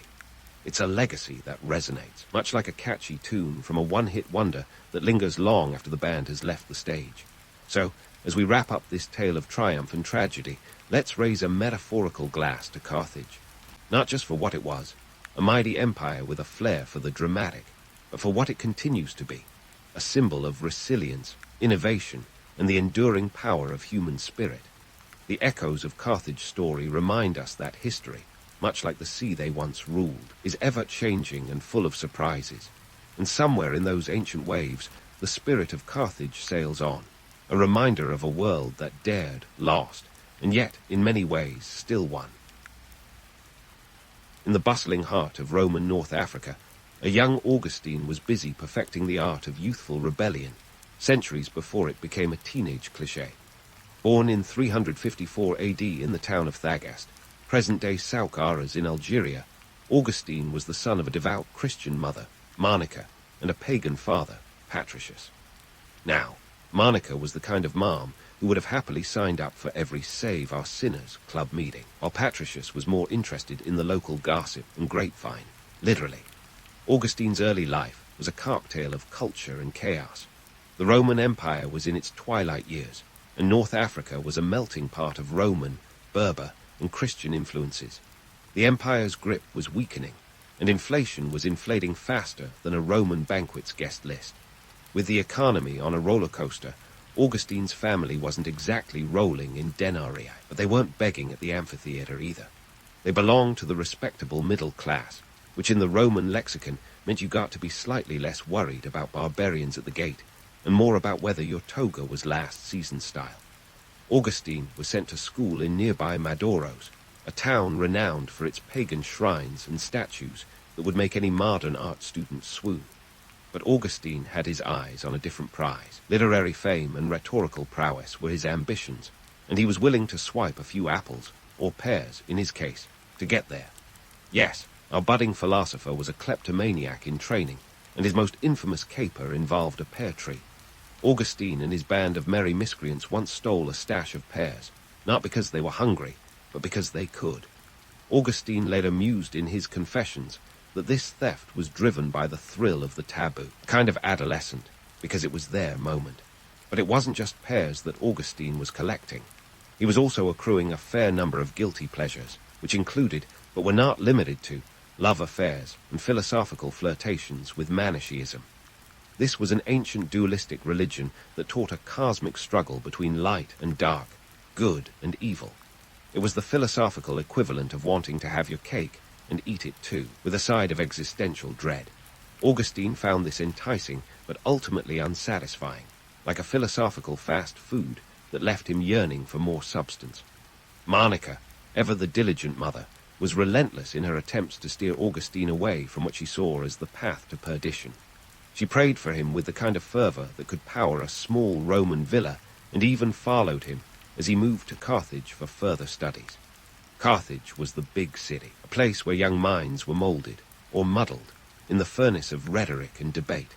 It was also a place where Augustine could indulge in the kind of libertine lifestyle that would make a modern rock star blush.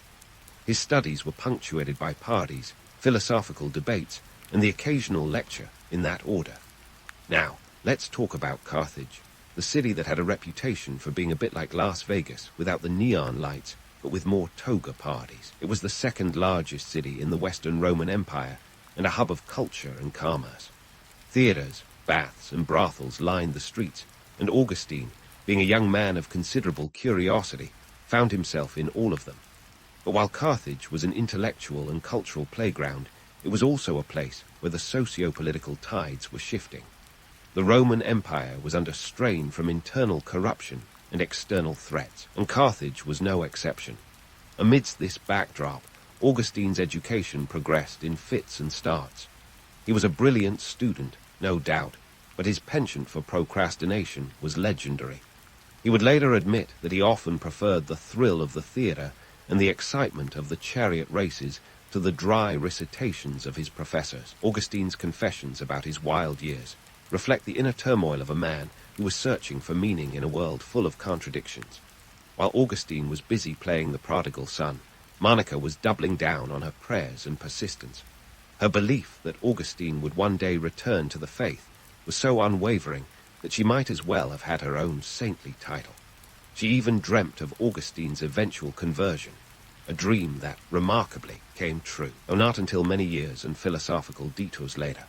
As Augustine's youthful exuberance gradually gave way to a more reflective demeanor, the seeds of his future philosophical explorations were being sown. He began to question the materialistic and hedonistic values he once embraced so hardily. Augustine's introspection was sharpened by the cultural and economic realities of his time. The Roman Empire, with its grandiosity and decadence, was a perfect metaphor for Augustine's inner conflict, a civilization teetering on the brink of collapse, just as he was on the verge of a personal epiphany. So, there you have it. Augustine's early life was a tapestry of youthful indiscretion, philosophical exploration, and the persistent love of a mother who refused to give up on her wayward son. It was a time of hedonism and hooliganism, where the thrill of a stolen pair could inspire volumes of reflection. And in the midst of it all, Augustine was slowly, unknowingly, setting the stage for his eventual transformation into one of the most influential thinkers of the Christian tradition. As we leave him in the throes of youthful rebellion, remember that even saints had their wild years, and sometimes it was those very years that led them to greatness. Now, let's plunge back into the story of our wayward philosopher, who was about to dive headfirst into the intellectual whirlpool and social circus. That was Carthage. Think of Carthage as the ultimate Roman destination for a young scholar with a taste for both enlightenment and excess. The city, teeming with a population of around 300,000, was a vibrant tapestry of Roman, Phoenician, and Berber influences. It was a place where the air was thick with the scent of incense, spices, the occasional whiff of political intrigue. Augustine arrived in Carthage ready to conquer the world, or at least his semester exams. The city was a crucible of education and rhetoric, hosting prestigious schools where students were trained to charm, convince, and conquer with words. Rhetoric was the rock and roll of the 4th century, and Augustine was determined to become its Mick Jagger. The stakes were high, with rhetoric serving as the passport to careers in law, politics, and even clergy. Talk about transferable skills. Carthage was also a city of contrasts, where opulence and poverty rubbed shoulders like awkward strangers at a dinner party. The social hierarchy was as rigid as the marble pillars of its temples. The elite lived in lavish domus with intricate mosaics and private baths, while the less fortunate crowded into insular, multi-story apartment blocks that were one dodgy construction away from a collapse. The economic disparity was as stark as the difference between a patrician's feast and a plebeian's bread ration.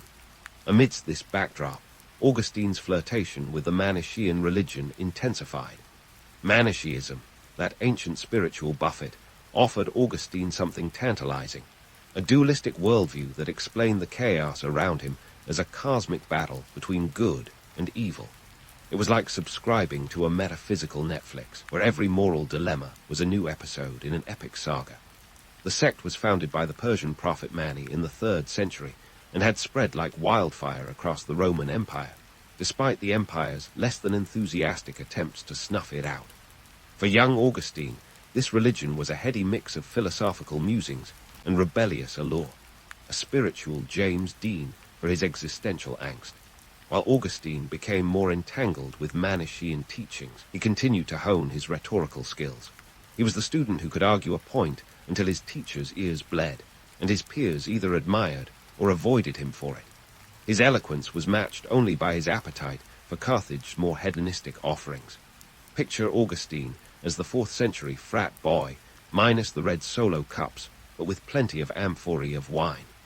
The parties in Carthage were legendary, with banquets that could make a Roman senator weep. Food was a display of wealth and power, with dishes like roasted peacock and dormice stuffed with herbs gracing the tables of the rich.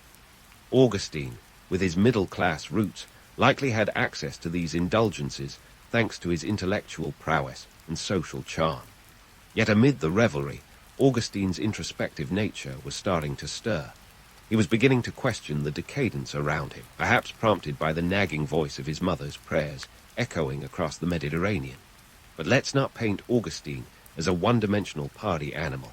He was also a man of considerable depth and conflict. The socio-political climate of Carthage was tumultuous, with the Roman Empire's grip loosening as external pressures mounted. The city was a microcosm of the empire's struggles, with corruption seeping into its institutions like wine into a porous amphora. Augustine's own internal conflicts mirrored these external upheavals. He was a man caught between the allure of the material world and the search for deeper truths. Carthage, for all its grandeur, was not immune to the economic woes of the time. Inflation was rampant, and the cost of living seemed to inflate faster than a Roman general's ego. Augustine's family, while not destitute, felt the pinch of rising prices. The economic context of this era cannot be understated. It was a period where cestus didn't stretch as far as it once did, and the financial instability added another layer to Augustine's existential crisis. Despite, or perhaps because of, these complexities, Augustine's philosophical journey was gathering momentum. His time in Carthage was marked by an increasing dissatisfaction with Manichaeism. The religion's explanations began to feel like a philosophical fast food that left him hungry for more. He craved a belief system that could satisfy his intellectual curiosity while addressing the deeper yearnings of his soul. Augustine's social circle in Carthage was a lively mix of fellow students, philosophers, and the occasional Manichaean mentor. These relationships were crucial in shaping his intellectual development. They were the late-night debates over wine that left Augustine pondering long after the amphorae were empty. These discussions, coupled with the cultural richness of Carthage, were instrumental in broadening his horizons and sowing the seeds for his eventual departure from Manichaeism. As we leave Augustine amidst the bustling streets of Carthage, remember that he was a man of contradictions, a seeker of truth in a city that offered as many distractions as it did answers. His journey was far from over, and the road ahead was paved with more questions than resolutions. Augustine was about to embark on a path that would lead him through trials, tribulations, and ultimately transformation. But for now, he was still the young scholar, navigating the complexities of faith, philosophy, and the ever-present lure of Carthage's vibrant life. As Augustine roamed the bustling streets of Carthage, his mind was already plotting its escape to the next intellectual frontier. You see, Carthage was starting to feel a bit like an overplayed song on the Roman charts. With his disillusionment with Manichaeism growing like a bad haircut, Augustine set his sights on Rome, the eternal city where ambition and chaos held hands in a perpetual dance. Augustine's journey to Rome was not just geographical, but also existential. in 383 AD, he packed up his rhetorical skills, his philosophical baggage, and probably a toga or two, and set sail across the Mediterranean. The trip from Carthage to Rome was no luxury cruise. We're talking cramped quarters, questionable sea legs, and the constant threat of pirates thinking every ship was a floating treasure chest. But for Augustine, it was a necessary pilgrimage. Rome was the epicenter of intellectual and political life, a city with a population approaching 1 million, where orators could rise to fame or fall into obscurity faster than you can say, veni, vidi, vici. Once in Rome, Augustine faced the stark realities of the city's cutthroat academic environment. Rome wasn't the land of milk and honey. It was more like the land of you better have connections. The competition was fierce, and rhetoric was the gladiatorial arena, minus the swords, plus a lot of verbal sparring. Augustine took up a teaching position, but quickly realized that Roman students were as enthusiastic about paying their teachers as a cat is about a bath. Payment was more of a suggestion than a guarantee, and Augustine found himself chasing fees like a politician after votes. But Rome offered more than just financial headaches. It was a crucible of ideas.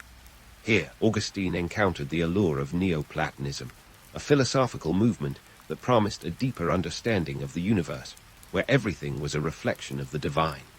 Neoplatonism was the intellectual equivalent of swapping fast food for gourmet cuisine, and Augustine was starved for substance. Philosophers like Plotinus offered him a framework to reconcile the chaotic world with a higher order. This was no mere esoteric indulgence. It was a lifeline in a sea of existential uncertainty. Augustine's Roman sojourn wasn't all about dusty manuscripts and philosophical musings, though. The city was a vibrant, chaotic symphony of life, with its towering aqueducts, bustling markets, and political intrigue that would make a soap opera seem tame. Yet, for all its grandeur, Rome was also a place of stark inequality. The streets were teeming with the poor, while the wealthy reclined in opulent villas, feasting on delicacies like flamingo tongue and garum, a fermented fish sauce that was the Roman answer to ketchup. Augustine, with his keen social awareness, couldn't ignore these disparities, which only fueled his internal conflict. Amidst the hustle and bustle of Rome, fate threw Augustine a lifeline, an invitation to Milan to become the court orator for the Roman governor. Milan was the new political heart of the Western Roman Empire, a city that was rising as Rome's star was dimming. It was a chance for Augustine to climb the professional ladder, and he wasn't about to let it slip through his fingers. So, in 384 AD, Augustine packed up once more and made the journey northward to Milan, leaving behind the eternal city, but carrying with him the eternal questions that plagued his soul. Milan was a city of new beginnings, both for Augustine and for the empire. It was here that he met Ambrose, the bishop of Milan, whose eloquence and intellect were legendary. Ambrose was no ordinary bishop. He was a theological heavyweight and a political power player. His sermons were the TED talks of the 4th century, drawing crowds with their blend of charisma and conviction. Augustine was captivated by Ambrose's ability to weave faith and reason into a coherent tapestry, and their interactions would prove pivotal in Augustine's spiritual journey. But Augustine's time in Milan wasn't just a theological terre-à-terre. The city was a microcosm of the changing empire, where political power was shifting, and religious debates were as heated as a Roman bathhouse. It was against this backdrop that Augustine's disenchantment with Manichaeism reached its climax. The religion that once offered him a simplistic, dualistic worldview now seemed inadequate, like trying to explain the universe with a child's drawing. Augustine's intellectual appetite had outgrown the confines of Manichaean dogma, and he found himself gravitating towards the Neoplatonic ideas that had previously intrigued him. As Augustine wrestled with these philosophical dilemmas, his personal life was no less tumultuous. He was living with a woman who had been his partner for several years, and with whom he had a son, a Diaderas. Yet the pressures of social convention and his mother's unyielding expectations loomed large. Monica, ever the persistent mother, had followed Augustine to Milan, determined to see her son embrace Christianity. Her prayers were as relentless as ever, and her presence was a constant reminder of the path she hoped Augustine would take. The stage was set for Augustine's famed garden conversion, a moment of profound personal crisis and transformation. It was in a garden in Milan that Augustine, tormented by his internal conflicts, experienced a moment of divine intervention that would change the course of his life. While wrestling with his existential doubts, he heard a child's voice chanting, "Take up and read." It was the spiritual equivalent of a cosmic nudge, prompting him to pick up a copy of Paul's epistles. The passage he read spoke directly to his heart, cutting through the fog of his indecision like a ray of sunlight through clouds. This moment of clarity was not just a personal epiphany, but a turning point in Augustine's philosophical journey. It marked the beginning of his withdrawal from the Manichaean worldview and his embrace of Christianity, a faith that offered him a new lens through which to view the world. Augustine's conversion was not the end of his struggles, but the beginning of a new chapter, one that would see him redefine the intellectual and spiritual landscape of his time. As we leave Augustine in the garden, grappling with the weight of his revelations, remember that this was a man in the throes of transformation. His journey from Carthage to Rome and then Milan was not just a physical pilgrimage, but a profound internal odyssey. Augustine was a seeker of truth, caught between the allure of the material world and the search for deeper spiritual meaning. His story is far from over, and the road ahead is fraught with challenges and discoveries that will shape the course of Christian thought for centuries to come. Stay tuned, because Augustine's journey is just getting started. As Augustine stood in that Milanese garden, having just experienced his spiritual wake-up call, one might say he was a man reborn, albeit still with a hefty load of existential baggage. This was no overnight transformation from sinner to saint. Rather, it was the beginning of a new chapter, one that would see him swap philosophical meandering for theological purpose. But before we get all hallelujah, let's remember that Augustine was about to embark on a journey that was part redemption arc, part comedy of errors. Augustine's conversion wasn't just a spiritual epiphany, it was a catalyst that led him back across the Mediterranean to North Africa. In 388 AD, a year after his conversion, Augustine decided to return to his homeland, a move that seemed less like a triumphant homecoming and more like a resigned return to familiar chaos. Picture Augustine as the prodigal son, though his welcome party was less about fatted calves and more about the practicalities of re-establishing roots in a land not known for its stability. Back in North Africa, Augustine found himself in Hippo Regius, modern-day Annaba, Algeria, a city that was as much a hotspot of theological debate as it was a sleepy seaside town. Hippo was no Carthage or Rome, but it was the kind of place where a newly minted Christian philosopher could make a name for himself, or at least get a decent fish dinner. Here, Augustine was soon ordained as a priest, a move that would have likely made his mother Monica grin from ear to ear, and perhaps add another notch to her prayer tally. Now, Augustine's journey to the priesthood was not without its hiccups. Being a priest in Hippo in the late 4th century wasn't exactly a cushy gig. The local community was a mosaic of competing Christian sects, each with its own interpretation of doctrine, and Augustine found himself in the midst of theological skirmishes that made his former debates over Neoplatonism seem like child's play. This was a man suddenly thrust into the role of spiritual leader, grappling with doctrinal disputes and trying to keep his flock from straying into doctrinal ditches. By 395 AD, Augustine's ecclesiastical career took a significant leap forward, or perhaps sideways, depending on how you view it, when he was made Bishop of Hippo. This was less of a genteel ecclesiastical promotion and more of a divine mandate to wrangle a theological circus. As bishop, Augustine inherited a diocese rife with challenges, economic struggles, social unrest, and the ever-present threat of Donatists, a rival Christian sect whose members were the theological equivalent of that one neighbor who insists their lawn gnomes are better than yours. Augustine's time as bishop was marked by his prolific writing, which included some of Christianity's most influential texts. His Confessions, penned around 397 AD, was a groundbreaking work of introspection and spiritual autobiography. It was no dry theological treatise, but rather a raw, candid exploration of his journey from wayward youth to devout bishop. Augustine's Confessions peeled back the layers of his soul with a candor that would make a modern memoirist blush. His reflections on sin, redemption, and the nature of God were as eloquent as they were unflinchingly honest, offering readers a glimpse into the mind of a man who had wrestled with both earthly desires and divine callings. Yet, for all its spiritual gravitas, Confessions wasn't just a scholarly text. It was a masterclass in myth-busting. Augustine didn't shy away from his past peccadillos, instead using them as stepping stones to illustrate the transformative power of faith. His candid recounting of youthful indiscretions was part confessional, part cautionary tale, and wholly engaging. In Confessions, Augustine laid bare the internal struggles and philosophical quandaries that had shaped his journey, offering a narrative that was both deeply personal and universally relatable. Augustine's literary prowess wasn't confined to introspective musings. His magnum opus, The City of God, written between 413 and 426 AD, was a sweeping, ambitious work that sought to address the crumbling Roman Empire's existential crisis.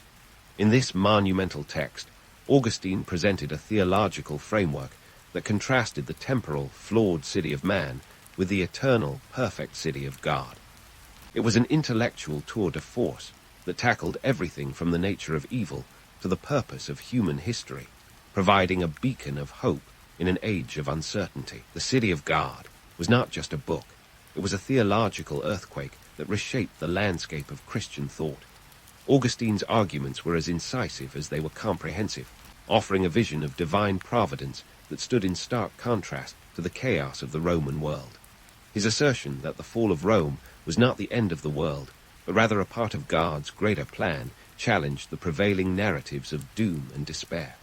In Augustine's view, the earthly city was transient and flawed, while the heavenly city was eternal and perfect, a perspective that offered solace to a civilization teetering on the brink of collapse. Augustine's contributions to Christian theology were profound, but let's not forget that his life as bishop was not without its lighter moments. Picture a man tasked with leading a community while juggling theological debates and the occasional ecclesiastical spat, a spiritual multitasker in a world where the stakes were eternal. Augustine navigated these challenges with a mix of intellectual rigor and wry humor, often poking fun at the absurdities of human nature while defending the tenets of his faith. In Hippo, Augustine's days were filled with the administrative duties of a bishop, which included mediating disputes that ranged from the serious to the downright petty. One day, he might be drafting a theological treatise. The next, he might be settling a squabble over who got the best pew in church. This was a man who understood the divine, but was not above dealing with the mundane, a bishop who could philosophize with the best of them, but also knew when to roll up his sleeves and get to work. Augustine's tenure as bishop coincided with a period of significant socio-political upheaval. The Western Roman Empire was in decline, and the barbarians were not just at the gates, they were through them. The Visigoths sacked Rome in 410 AD, an event that sent shockwaves throughout the empire and presented Augustine with a pastoral challenge of epic proportions. In the face of such turmoil, Augustine's writings offered a theological anchor, providing his flock with a sense of stability amidst the chaos. But don't think for a moment that Augustine's life was all solemnity and scripture. His letters reveal a man with a sharp wit and a keen sense of irony. In one correspondence, he remarked on the absurdity of human vanity, comparing those who sought earthly glory to children building sandcastles on the beach, only for the tide to wash them away. Augustine's ability to find humor in the human condition was a testament to his deep understanding of both human frailty and divine grace. As Augustine continued to guide his community through the tumultuous times, he remained ever the seeker of truth, unafraid to challenge prevailing assumptions and question theological orthodoxy. His writings, sermons, and letters were infused with a relentless pursuit of understanding, a quest that defined his life's work and left an indelible mark on Western thought. So, as we draw this chapter to a close, remember that Augustine's post-conversion life was a tapestry of theological brilliance and human foibles. He was a man who had journeyed from rebellion to redemption, from Carthage to Hippo, and in doing so had reshaped the intellectual and spiritual landscape of his time. But his story is far from over, and the next chapter promises even more intrigue as Augustine's legacy continues to unfold. Stay tuned, because the tale of Augustine is one of timeless truth and enduring impact, with plenty more to explore. As Augustine's story unfolds into its final chapter, we find him navigating the twilight of his life with the same blend of intellectual vigor and down-to-earth practicality that had marked his entire journey. By the early 5th century, Augustine was not just a bishop, but a towering figure in Christian thought, a veritable rock star of theology. If rock stars spent less time with electric guitars and more with quills and papyrus. In 430 AD, Augustine found himself in the eye of a storm, quite literally. The Vandals, a group of Germanic tribes that would have made even the most hardened Roman legionary break into a cold sweat, had laid siege to Hippo. The city was under siege, and Augustine was in his final days, grappling with the reality of a world in chaos. At 75, he was no longer the fiery youth who had stolen pears for sport, but a venerable elder whose teachings had shaped the contours of Western thought. The siege of Hippo was a grim affair, the kind that would make even the most battle-hardened historian wince. The Vandals, led by King Genseric, were not known for their hospitality. They had already sacked Rome in 455 AD, proving that they could party like it was 399 AD, and now they were knocking on Hippo's gates. Augustine, bedridden and battling illness, spent his final days in prayer and reflection, a testament to the strength of his faith, even in the face of impending doom.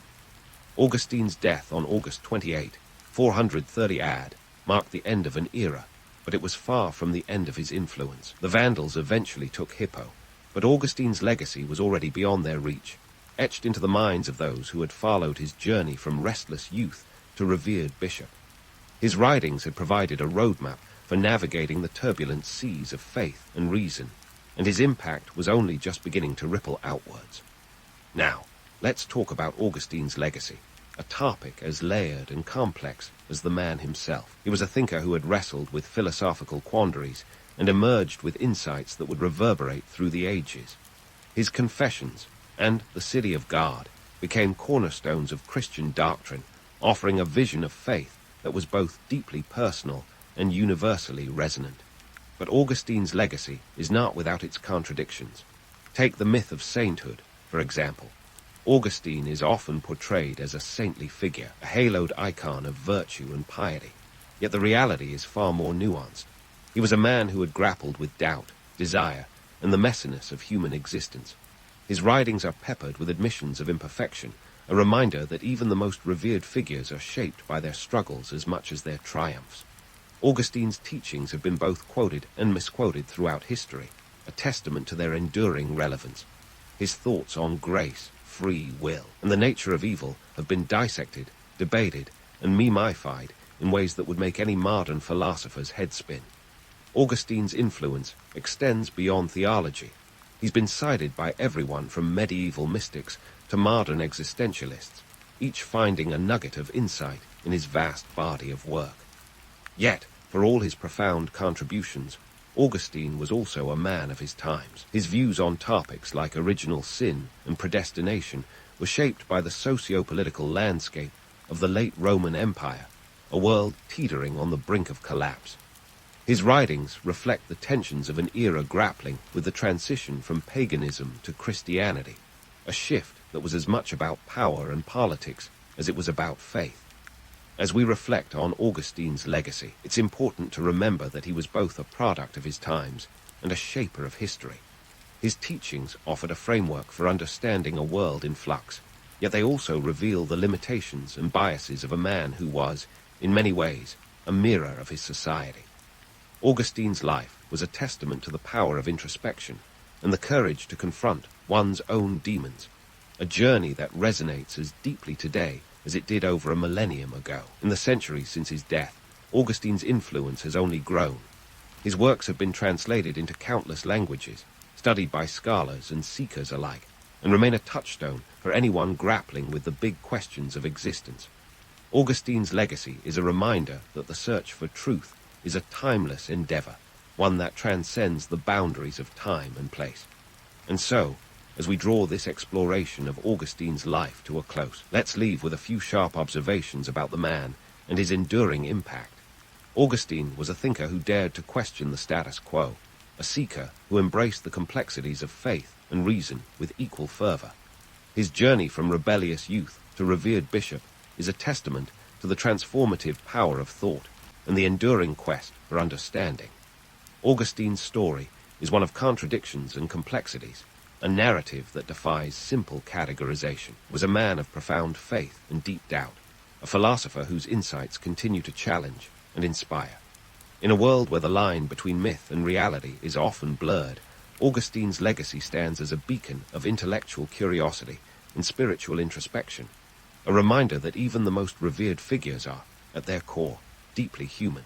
So here's to Augustine, a man whose life and work continue to illuminate the path for those who dare to seek the truth. There he was, little Jean-Paul Sartre, trotting around Paris with a lazy eye that seemed to have a mind of its own. In a city known for its elegance, young Sartre stood out like a beret at a cowboy rodeo. Born in 1905, just as the 20th century was stretching its legs, Sartre was a walking contradiction, short in stature but tall in curiosity. His childhood was a cocktail of the usual Parisian charm, with a twist of mischief. While most kids were busy with marbles, or, being children, Sartre was diving headfirst into books. He was raised by his grandparents after his father died, when Jean-Paul was only 15 months old. His grandfather, Charles Schweitzer, was a formidable academic figure, a bit of an intellectual drill sergeant. It's almost as if Sartre was destined to be steeped in the world of ideas whether he liked it or not. But let's not sugarcoat it. Sartre didn't exactly glide through the academic world. His school report cards weren't what you call bragworthy, which might surprise those who picture philosophers as straighter sages. However, Sartre's brain was just warming up. He was more of a slow burn than a bright flash. Despite the academic hiccups, Sartre began to develop a budding interest in existential philosophy, a field not exactly known for its pep and cheer. In his teens, while the rest of France was swooning over the romanticism of Victor Hugo, Sartre was starting to ponder the more sobering questions of existence. It's a bit like choosing to eat salad when everyone else is having cake. But hey, someone had to do it. And what about that lazy eye? It wasn't just a quirky facial feature. It became a defining part of Sartre's identity. In a society obsessed with appearances, his eye was a constant reminder that the world doesn't always fit into neat categories. It's a bit poetic, really, that a man who would go on to write about the absurdity of life had a face that didn't conform to the norms. The early 20th century cultural and political scene in France was a heady mix of optimism and anxiety. The world was changing faster than a Parisian waiter can bring your coffee. The Industrial Revolution had left its indelible mark. The shadow of World War I loomed large. France was grappling with its identity, stuck somewhere between the traditions of the past and the uncertainties of the future. It was the perfect backdrop for a philosopher in the making. Sartre's Paris was a city of contrasts. On one hand, it was the era of the Belle Epoque, a time of cultural flourishing and technological advances. On the other, it was a period marked by political tensions and social upheaval. It's as if Paris was a grand stage, with Sartre observing from the wings, taking notes for his future existential plays. Throughout his youth, Sartre was known for his mischievous antics. He wasn't exactly the poster child for decorum. Stories of his pranks and rebellious behavior were as common as croissants in a Parisian bakery. But beneath the tomfoolery, there was a deep-seated intelligence waiting to burst forth. Sartre's early life was a testament to the idea that you can't judge a book by its cover or a philosopher by his report card. So, what did Sartre's Paris offer him that textbooks couldn't?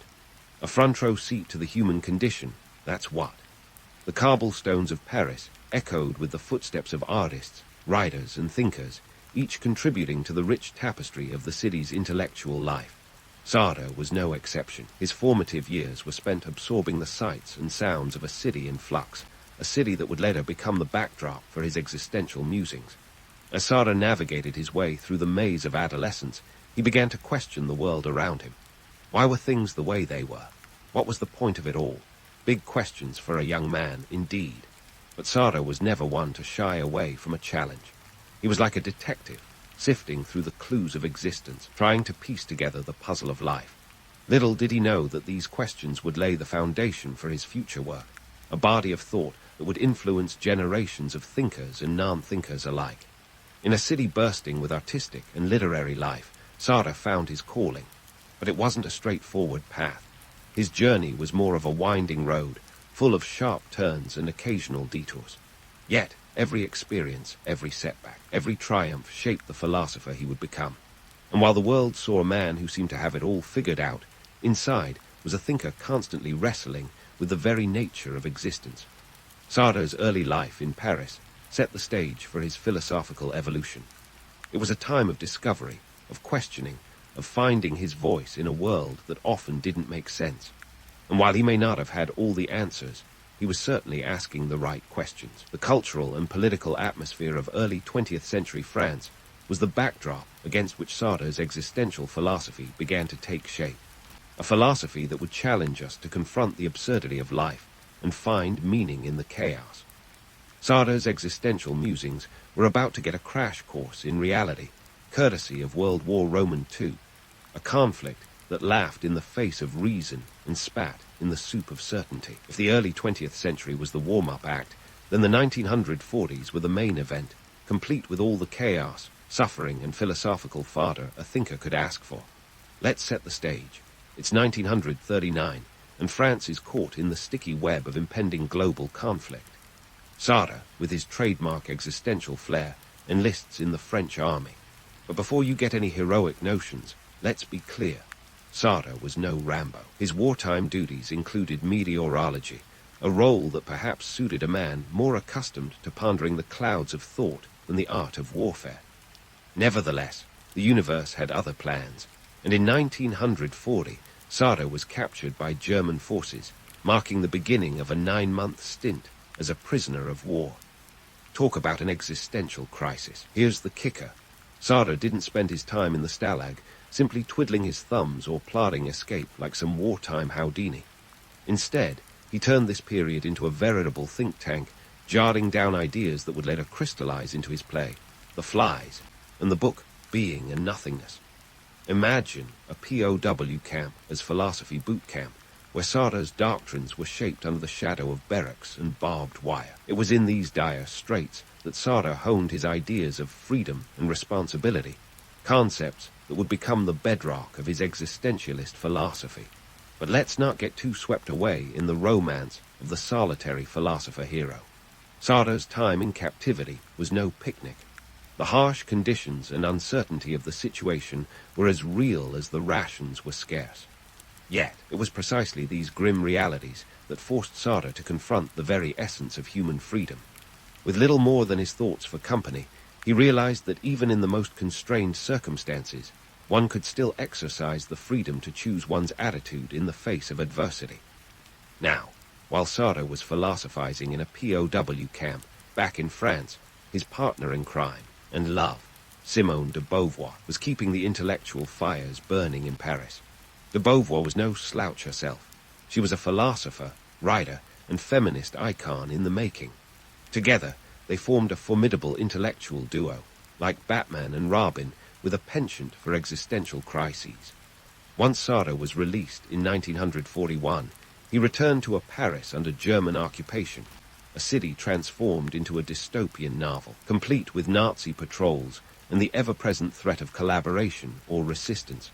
Not exactly the city of light one might picture, but for Sartre and de Beauvoir, it was a grim backdrop against which they could further explore the themes of freedom, choice, and responsibility. They turned cafes into their battlegrounds, where discussions over espresso became acts of intellectual defiance. The myth of the romantic philosopher hero is tempting. Picture Sartre and de Beauvoir as glamorous rebels, turning Parisian cafes into salons of resistance. Yet the reality was far more nuanced. The occupation was a time of moral ambiguity, where survival often meant compromise. Sartre was no exception to this rule. While he held onto his ideals, he also navigated the treacherous waters of censorship and collaboration, publishing works that subtly critiqued the regime without drawing too much ire from the Nazis. It was a delicate dance on a razor's edge, where one misstep could mean disaster. Their intellectual gatherings were a testament to the resilience of the human spirit under duress. Philosophers, artists, and writers congregated to discuss ideas that could be deemed subversive by the occupying forces. It was as if they were whispering secrets in a world that demanded silence. And in a way, that's exactly what they were doing. keeping the flame of free thought alive in an era that sought to snuff it out. Sartre's experiences during the war further sharpened his understanding of existentialism. The absurdity of war, the randomness of death, and the moral complexities of occupation all fed into his belief that existence precedes essence, and that humans are condemned to be free. It was a philosophy born from the crucible of conflict, where the stakes were as high as the ideals were lofty. In the end, Sartre and de Beauvoir emerged from the war not just as survivors, but as intellectual leaders who would shape the post-war world. They had witnessed the depths to which humanity could sink, but also the potential for resistance and resilience. Their experiences imbued their work with a raw authenticity that resonated with a world eager to rebuild and understand the chaos it had endured. In this tumultuous setting, Sartre's existentialism found its voice, a voice that challenged individuals to confront the absurdity of life and to carve meaning from the chaos. It was a call to arms, not with weapons, but with ideas that questioned the very fabric of existence. And while Sartre might have been reluctant to accept the mantle of a hero, his wartime experiences undeniably shaped him into a philosopher whose ideas would continue to resonate long after the last shot was fired. As the dust settled over a war-weary Europe, Sartre found himself in a world that was ripe for philosophical revolution. The post-war period saw existentialism take a meteoric rise, like a philosophical rock band suddenly headlining the intellectual stage. In the rubble of the old world, people were hungry for ideas that acknowledged the absurdity of existence while offering a sliver of hope, or at least a way to cope with the chaos. Sartre's existentialism, with its focus on individual freedom and responsibility, struck a chord in this new world order. Let's not sugarcoat it. Jean-Paul Sartre was everywhere.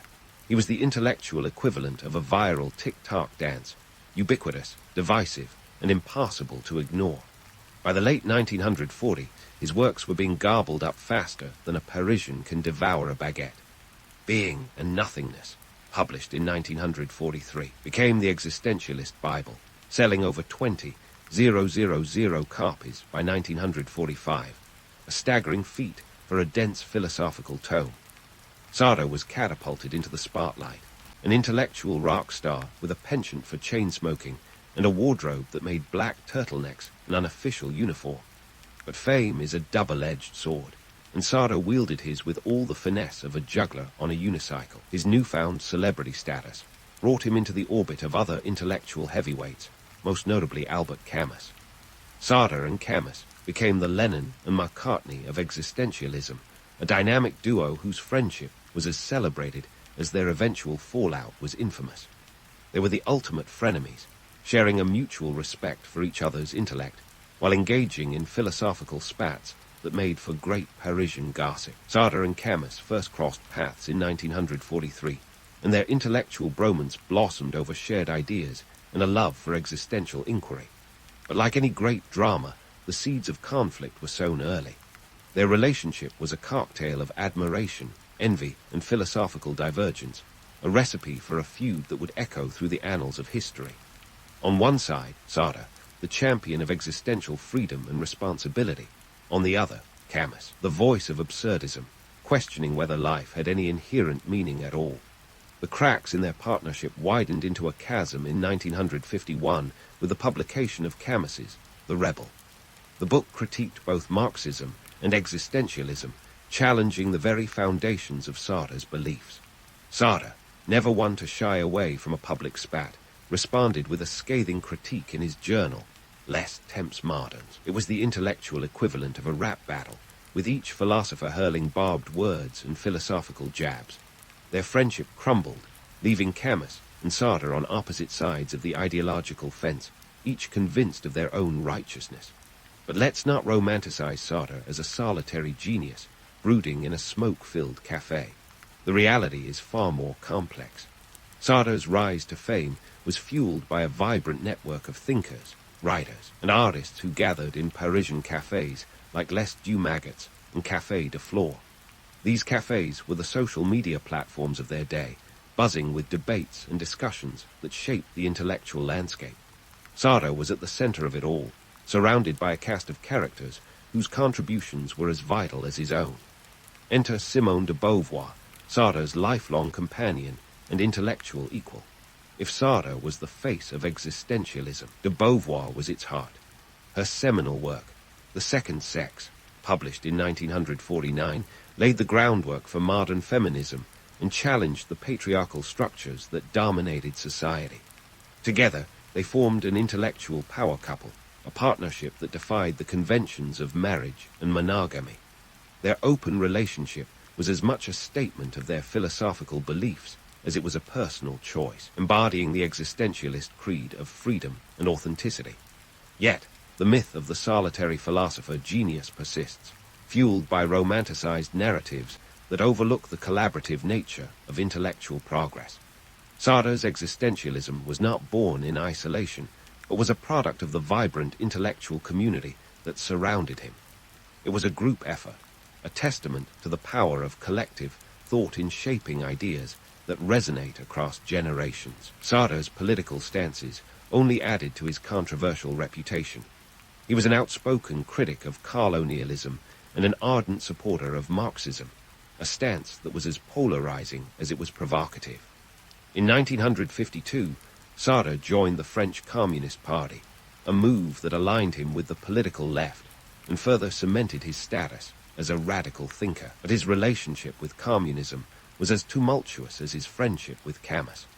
Sartre's support for the Soviet Union wavered in the wake of the Hungarian Revolution in 1956, a brutal crackdown that exposed the harsh realities of Soviet oppression. It was a wake-up call that forced Sartre to re-evaluate his political allegiances, illustrating the complexity of navigating ideology in a rapidly changing world. The post-war period also saw Sartre taking on a more public role, engaging in activism that extended beyond the confines of academia. He was a vocal advocate for Algerian independence, a stance that put him at odds with the French government and made him a target for political backlash. His editorial work at Les Temps Moderns provided a platform for anti-colonial voices, challenging the status quo and advocating for social justice. But let's not pretend Sartre was some untouchable moral beacon. His political journey was riddled with contradictions and compromises, a testament to the messy reality of navigating a world where ideals often clash with pragmatism.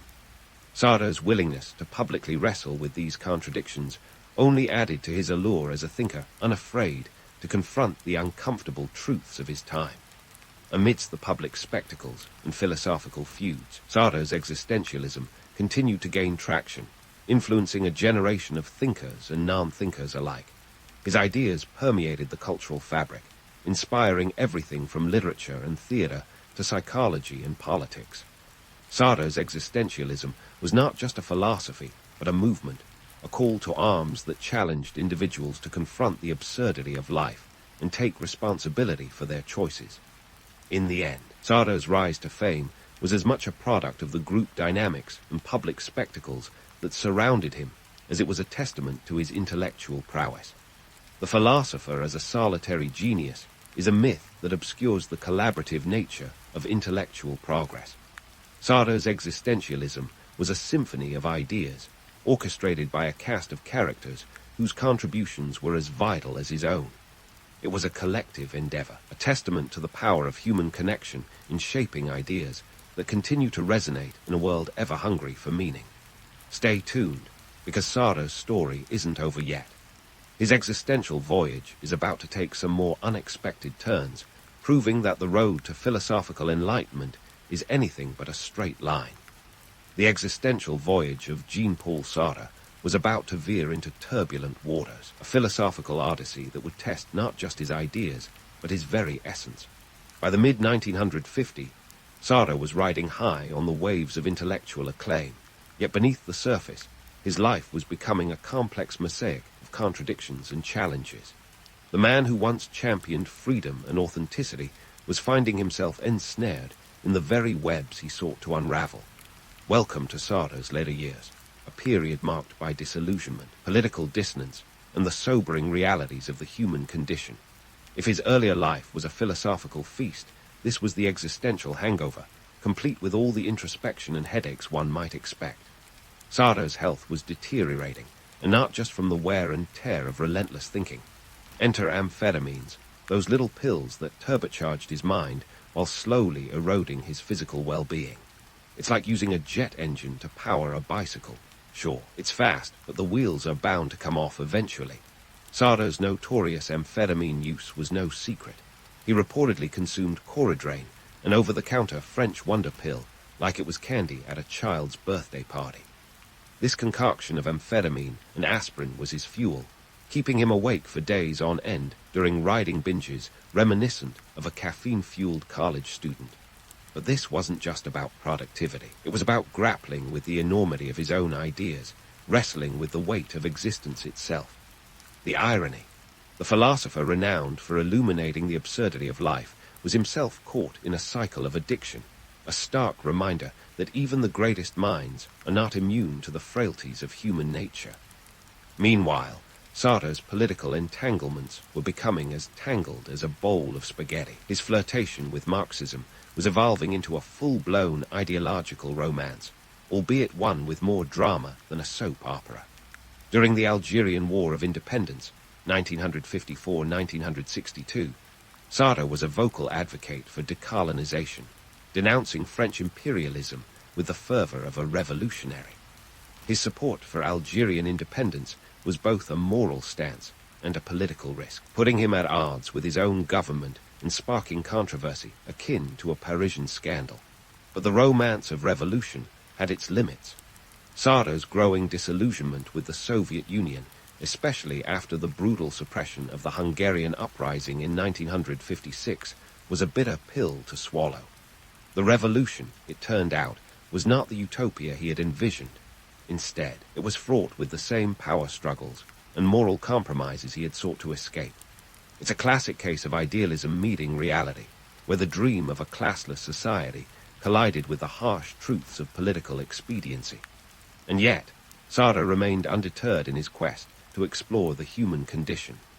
His philosophical ideas continued to evolve, shifting from the individual focus of existentialism to a more collective, social approach. This was a man reconsidering his place in the world, grappling with the consequences of his beliefs in an era defined by Cold War tensions and social upheaval.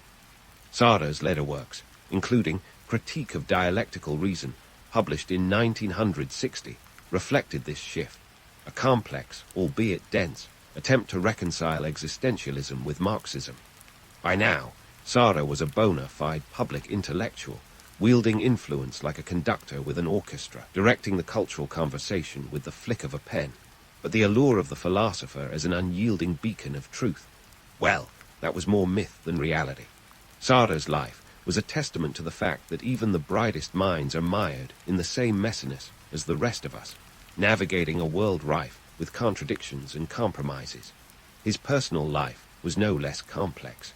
The relationship with Simone de Beauvoir, his intellectual partner and muse, was a constant amid the chaos.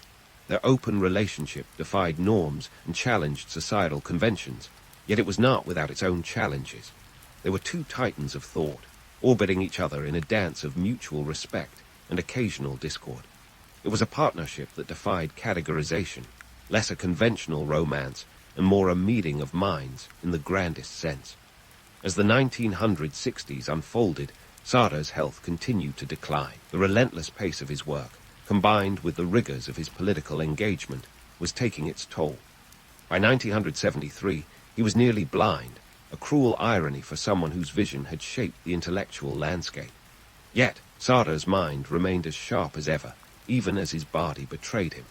It was a poignant reminder that the pursuit of knowledge is both a gift and a burden, demanding a price that not even the greatest thinkers can escape. In the twilight of his life, Sartre's disillusionment with politics deepened. The ideals that once burned with such intensity now flickered like a candle in the wind. His support for Marxism waned, replaced by a more critical view of its failings. Sartre was grappling with the realization that the world he had devoted his life to understanding was as elusive as ever, a shifting landscape of ideals and realities that defied easy categorization. Yet, in these later years, Sartre's legacy was cemented. He had challenged a generation to confront the absurdity of life, to find meaning in the chaos, and to embrace the freedom and responsibility that come with existence. His philosophical journey was a testament to the power of ideas, a reminder that even in the face of disillusionment, the pursuit of truth is a worthy endeavor. As Sartre faced the end of his life, he did so with the quiet dignity of a man who had lived fully, who had dared to question the very fabric of existence. His story was not one of unwavering ideals, but of a thinker unafraid to wrestle with the consequences of his beliefs. In this way, Sartre's life was the ultimate existential lesson, a reminder that the search for meaning is as much about the journey as it is about the destination. And so, Sartre's story continues, a narrative as complex and nuanced as the man himself. In his later years, he may have grappled with disillusionment, but his legacy endures, a beacon for those daring enough to confront the absurdity of life and carve meaning from the chaos. Sartre's journey is not yet over, and the final chapters of his life promise to offer new insights into the nature of existence and the pursuit of truth. Stay tuned, because there's more to come from the man who challenged us all to see the world not as it is, but as it could be. As Sartre's life drew to a close, he left behind a legacy as tangled and intriguing as the streets of Paris he once strolled, albeit with a cigarette dangling from his lips and existential musings swirling in his head.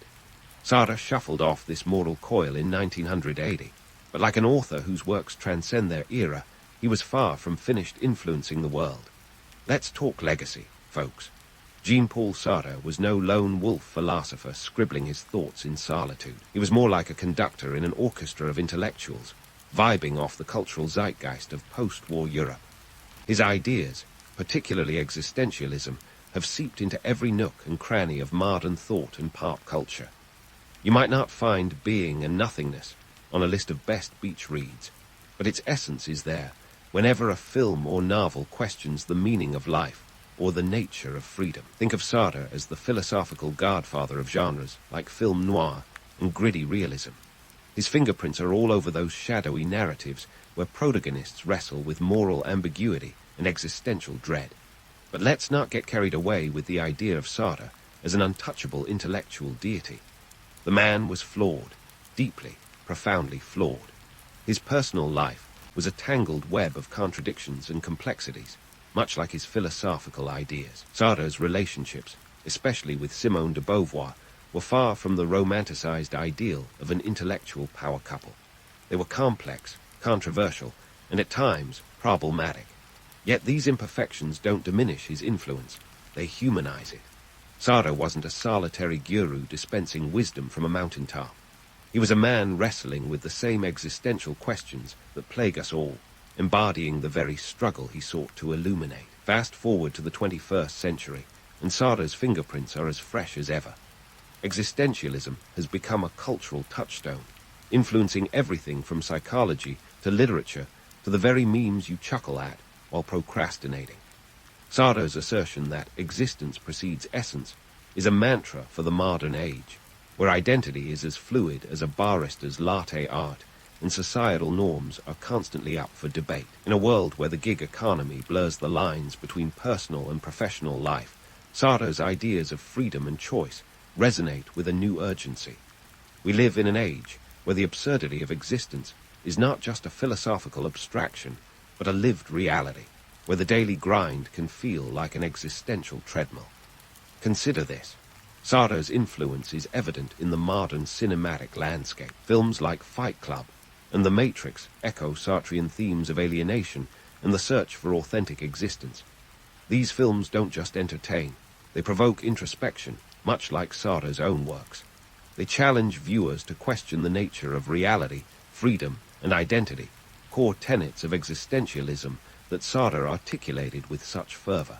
And it's not just the arts where Sartre's legacy thrives. His philosophical explorations have permeated the realm of psychology, particularly in existential therapy, which encourages individuals to confront the inherent absurdity of life and find personal meaning. This therapeutic approach, akin to a philosophical heart-to-heart, acknowledges the anxiety and despair inherent in human existence while empowering individuals to navigate these turbulent waters. Economically, Sartre's ideas offer a lens through which to view the modern capitalist landscape. The existential dread of the 9-to-5 grind is a byproduct of a system that often prioritizes profit over personal fulfillment. Sartre's philosophy invites us to reconsider our relationship with work, urging us to seek authenticity and meaning beyond the confines of traditional economic structures. It's a call to arms for those disillusioned by the relentless march of consumerism, a reminder that we are not mere cogs in the capitalist machine, but agents of our own destiny. Let's not forget the political arena, where Sartre's influence is as relevant as ever. In an era marked by political polarization and social upheaval, his ideas on freedom and responsibility offer a framework for understanding the complexities of civic engagement. Sartre's existentialism challenges us to confront the moral ambiguities of our time, to take responsibility for our actions in a world that often seems devoid of clear-cut answers. It's a philosophy that demands we engage with the world, not retreat from it, a call for active participation in the shaping of society. But here's the kicker.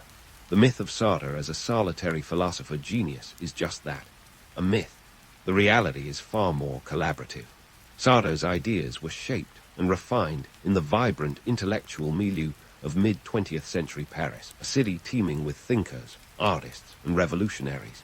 His legacy is not the product of solitary genius, but of a dynamic exchange of ideas, a testament to the power of collective thought in shaping individual brilliance. So, what does Sartre's legacy teach us today? Perhaps it's this. In a world characterized by chaos and uncertainty, the search for meaning is as vital as ever.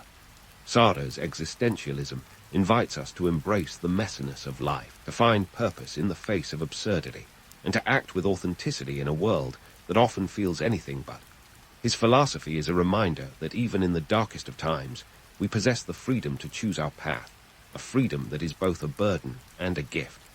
In the end, Sartre's story is a testament to the enduring power of ideas, a reminder that the search for truth is a journey without a final destination. His legacy is a call to engage with the world, to question the status quo, and to find meaning in the chaos of existence. So, as you ponder the absurdities of life and the choices before you, remember Sartre's words, "We are our choices." It's a simple yet profound reminder that the power to shape our destiny lies within us, even in the most uncertain of times. And with that, we tip our beret to Jean-Paul Sartre, a flawed yet profoundly influential thinker, whose ideas continue to challenge and inspire us in our own existential journeys. In the bustling chaos of ancient Mesopotamia, where city-states bickered like siblings over a favorite toy, the stage was perfectly set for a tale of ambition and empire building that would make any modern superhero blush. Meet Sargon of Akkad, the man who saw the fractured landscape of 2334 BCE and thought, why not just run the whole show? But before we delve into Sargon's quest for domination, let's talk about the Sumerians, the original power players in this sandbox. The Sumerians were the folks who turned the Fertile Crescent into a cradle of civilization. Picture this, a land between the Tigris and Euphrates rivers, as rich in resources as it was in potential drama. They had cities like Uruk and Ur, each with its own government, its own guard, and its own grudges. These city-states were like ancient Greek parlises, but with more mud and less marble. They fought over everything from water rights to whose wheat was superior. It was all very Game of Thrones, minus the dragons. These Sumerians were pioneering thinkers, too. They invented writing, cuneiform to be precise, around 3500 BCE, which was basically the ancient equivalent of sending a text message, only slower and on a clay tablet. Talk about your first world problems, but let's not get sidetracked by their achievements. Sargon wasn't interested in their literary prowess. He had his eyes on something bigger. Enter Sargon, a man with a backstory that would give Batman a run for his money. Legend has it he was set adrift as a baby in a basket on the river, Moses style, and raised by a gardener. Fast forward a few decades, and he's serving as cupbearer to the king of Kish, a gig that was part butler, part bodyguard. But Sargon wasn't content just serving wine and dodging assassination attempts. He had visions of empire. The political landscape at the time was ripe for change. The Sumerian city-states were constantly at each other's throats, like a reality TV show with spears. Sargon saw an opportunity here. He wasn't just some upstart. He was a man with a plan. He wanted to unify these squabbling states, to build something greater, a centralized empire under his control, and he had the charisma and cunning to do it. Now, you might be wondering, why was Mesopotamia such a hotspot for conquest? The answer is simple: resources. The region was a treasure trove of fertile land, precious metals, and trade routes. Whoever controlled Mesopotamia controlled the economic lifeline of the ancient world. It was like trying to get your hands on Manhattan real estate before it was cool. Sargon knew this and played his cards well. He started by consolidating power in Kish, but he had his sights set on the city of Akkad, a place that, unlike or Uruk, was less about history and more about ambition. Akkad became his power base, and from there he began his campaign of conquest. Sargon wasn't just a military strategist, he was a PR genius. He knew the value of an origin story, and he crafted his narrative as the destined ruler, chosen by the gods to bring peace and prosperity. It was a hard sell, but he was up for the challenge. What made Sargon different from the kings before him was his approach to governance. He didn't just conquer cities, he incorporated them into a larger political framework. He was like the Steve Jobs of empire building, seeing the big picture while everyone else was stuck in the weeds. Sargon established a centralized bureaucracy, which was revolutionary for its time. He appointed loyal administrators, ensuring that his decrees were more than just etched clay tablets gathering dust. But let's not romanticize Sargon too much. While his story is the stuff of legends, the reality was far more brutal. Conquest in the ancient world wasn't about diplomatic talks and peaceful transitions. It was about swords, bloodshed, and the occasional sacking of a city. Sargon's campaigns were ruthless. He didn't shy away from using force to achieve his goals. It's easy to get swept up in the myth of the benevolent ruler, but make no mistake, Sargon was a man who knew how to wield power and wasn't afraid to use it.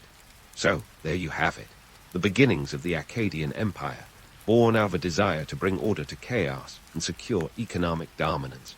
In Sargon, we see the first steps towards empire building that would shape the ancient world. He was a trailblazer, a man who took the fragmented city-states of Mesopotamia and turned them into the first empire of its kind. The Akkadian Empire was more than just a collection of conquered lands. It was a new way of thinking about power and governance. And it all started with a man who had a vision and the audacity to see it through. While Sargon was busy turning Akkad into the ancient world's most ambitious startup, he knew that empire building wasn't just about having a grand vision. It was also about having the muscle to back it up. And let's face it, in the cutthroat world of Mesopotamian politics, you needed more than a good story and a charming smile. You needed an army that could march across the landscape like a well-oiled war machine. This was where Sargon truly shined, combining traditional combat tactics with innovative strategies that would make even the most grizzled modern generals take notes. First off, let's talk about logistics, a term that usually makes people groan, but is the backbone of any successful military campaign. Sargon wasn't just a guy with a bunch of spears. He was a logistical wizard. He understood that moving an army was more than just getting from point A to point B. It was about ensuring that his troops were well-fed, well-equipped, and ready to fight at a moment's notice. Think of it as the ancient version of running a supply chain, minus the emails and spreadsheets. So, how did Sargon pull this off? For starters, he established supply depots along his routes, ensuring that his troops could march longer distances without running out of essentials. We're talking about stockpiling everything from grains to weapons, making sure that his army was never more than a day's march from the nearest resupply point. This kind of foresight allowed Sargon to maintain momentum and keep his adversaries on their toes. It was a classic example of the saying, an army marches on its stomach. But logistics were just one part of Sargon's military arsenal. His real genius lay in his ability to adapt and innovate on the battlefield. One of the most significant game changers was his use of chariots. Now, before you roll your eyes and think of Ben-Hur, let's get one thing straight. These weren't just flashy vehicles for racing. Chariots were the tanks of the ancient world, and Sargon knew how to deploy them to devastating effect. Imagine the look on rival kings' faces as Sargon's chariots thundered across the plains, each one a lethal combination of speed, mobility, and firepower. These weren't just for show. They were platforms for archers, allowing Sargon's troops to rain arrows down on enemy forces while staying just out of reach. It was a tactical innovation that turned the tide of battles and left rival commanders scratching their heads in defeat. Sargon also understood the value of psychological warfare. He wasn't just about brute force. He knew how to get inside his enemies' heads. By spreading rumors of his divine favor and military prowess, Sargon often won battles before they even began. After all, who wouldn't be a little intimidated by whispers of a king chosen by the gods themselves, backed up by an army that seemed unstoppable? Now, let's not forget the human side of Sargon's military campaigns, the soldiers themselves. These weren't faceless drones. They were men with hopes, dreams, and yes, complaints about their footwear. Picture them grumbling about their sandals as they marched across the dusty Mesopotamian plains, dreaming of a nice cold beer and a day off. It's a reminder that, even in the midst of empire building, some things never change. And as much as we romanticize the glory of ancient battles, the reality was often far more mundane. Soldiers dealt with everything from blisters to bad food, and morale was a constant concern. Sargon understood this and took steps to keep his troops motivated, offering them spoils of war and the promise of land and riches. It was a strategy that kept his army loyal and willing to follow him into the unknown. But let's not get too caught up in the glamour of Sargon's conquests. The truth is, war was brutal and unforgiving. For every victory, there was bloodshed and loss, and the human cost of Sargon's ambition was steep. Cities were razed, populations displaced, and the scars of conquest ran deep. It's easy to get swept away by the tales of glory, but the reality was often a grim and sobering affair. Yet it's this blend of innovation, strategy, and raw ambition that made Sargon's military campaigns so effective. He wasn't just a conqueror. He was a pioneer in the art of war, transforming the chaotic landscape of Mesopotamia into a unified empire. His legacy would echo through the ages, setting the stage for future empires and leaving an indelible mark on history. As we ponder Sargon's achievements, it's worth considering what drove him, a mix of ambition, vision, and perhaps a touch of madness. He wasn't just content to be a king. He wanted to be remembered as a builder of empires. And in that quest, he reshaped the world around him, leaving a legacy that will be studied and admired for millennia. So, as we leave Sargon's story for now, let's remember that while he was a man of his time, his innovations and strategies continue to resonate. Sargon was more than just a conqueror. He was an architect of empire, a master of the battlefield, and a figure who understood the complexities of power in a way that still captivates us today.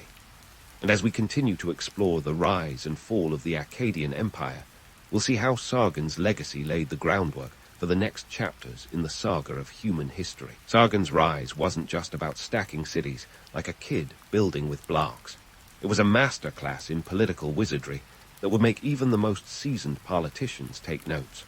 While Sargon's military achievements are rightly celebrated, his true genius lay in his ability to turn disparate city-states into a unified empire.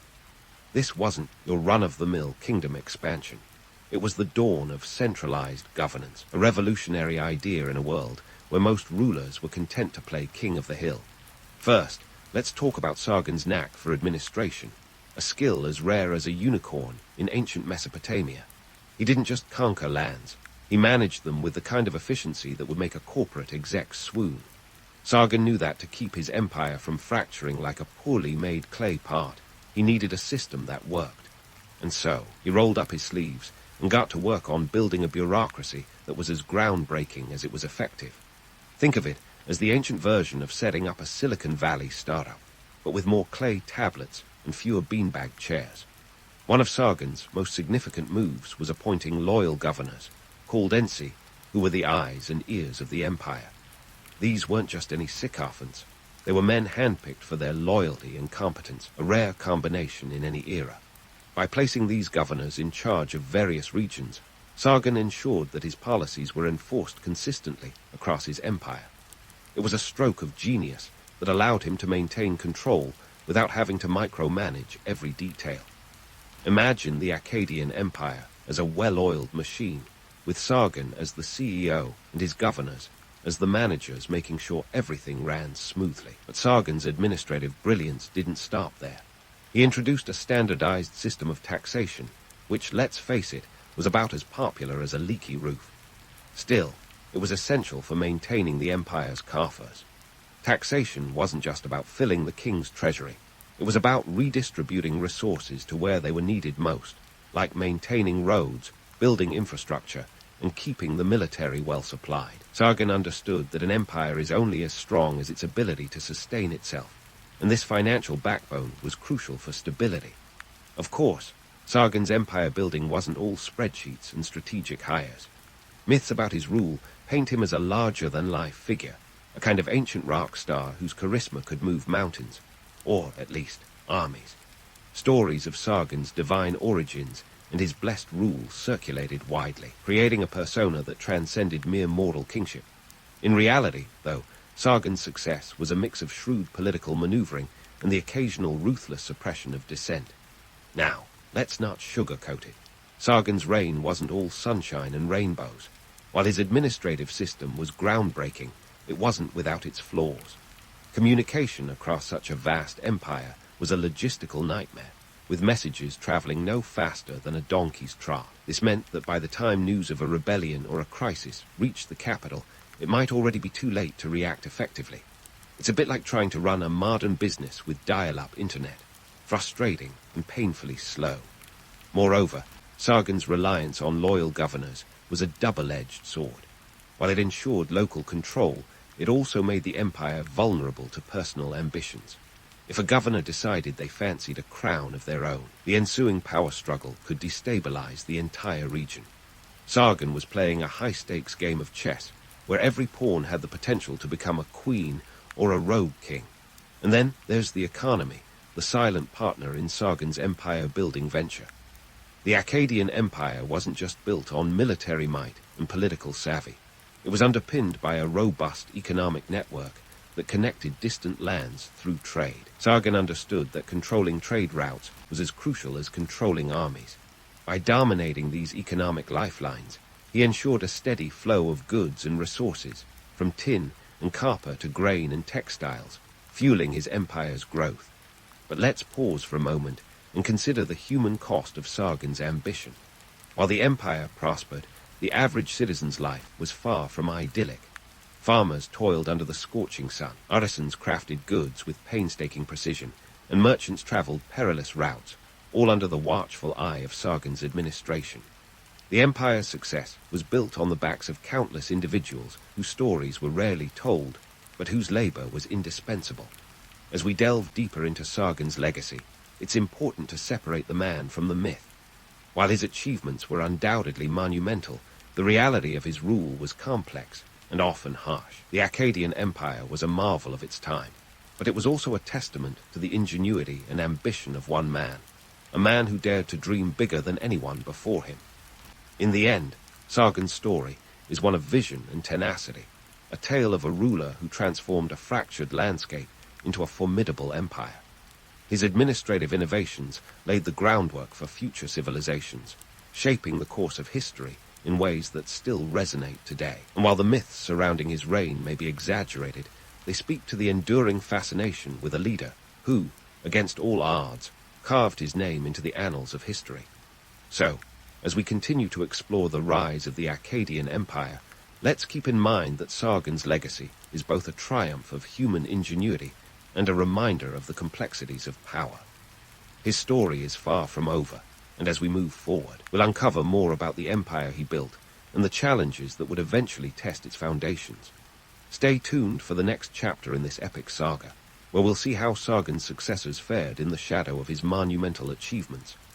Now, shifting gears from Sargon's grand, sweeping military campaigns and his administrative acumen, let's dive into the cultural and economic ripple effects of the Akkadian Empire. Imagine the empire as a giant cauldron of innovation, where ideas, goods, and people were stirred together to create something new and exciting.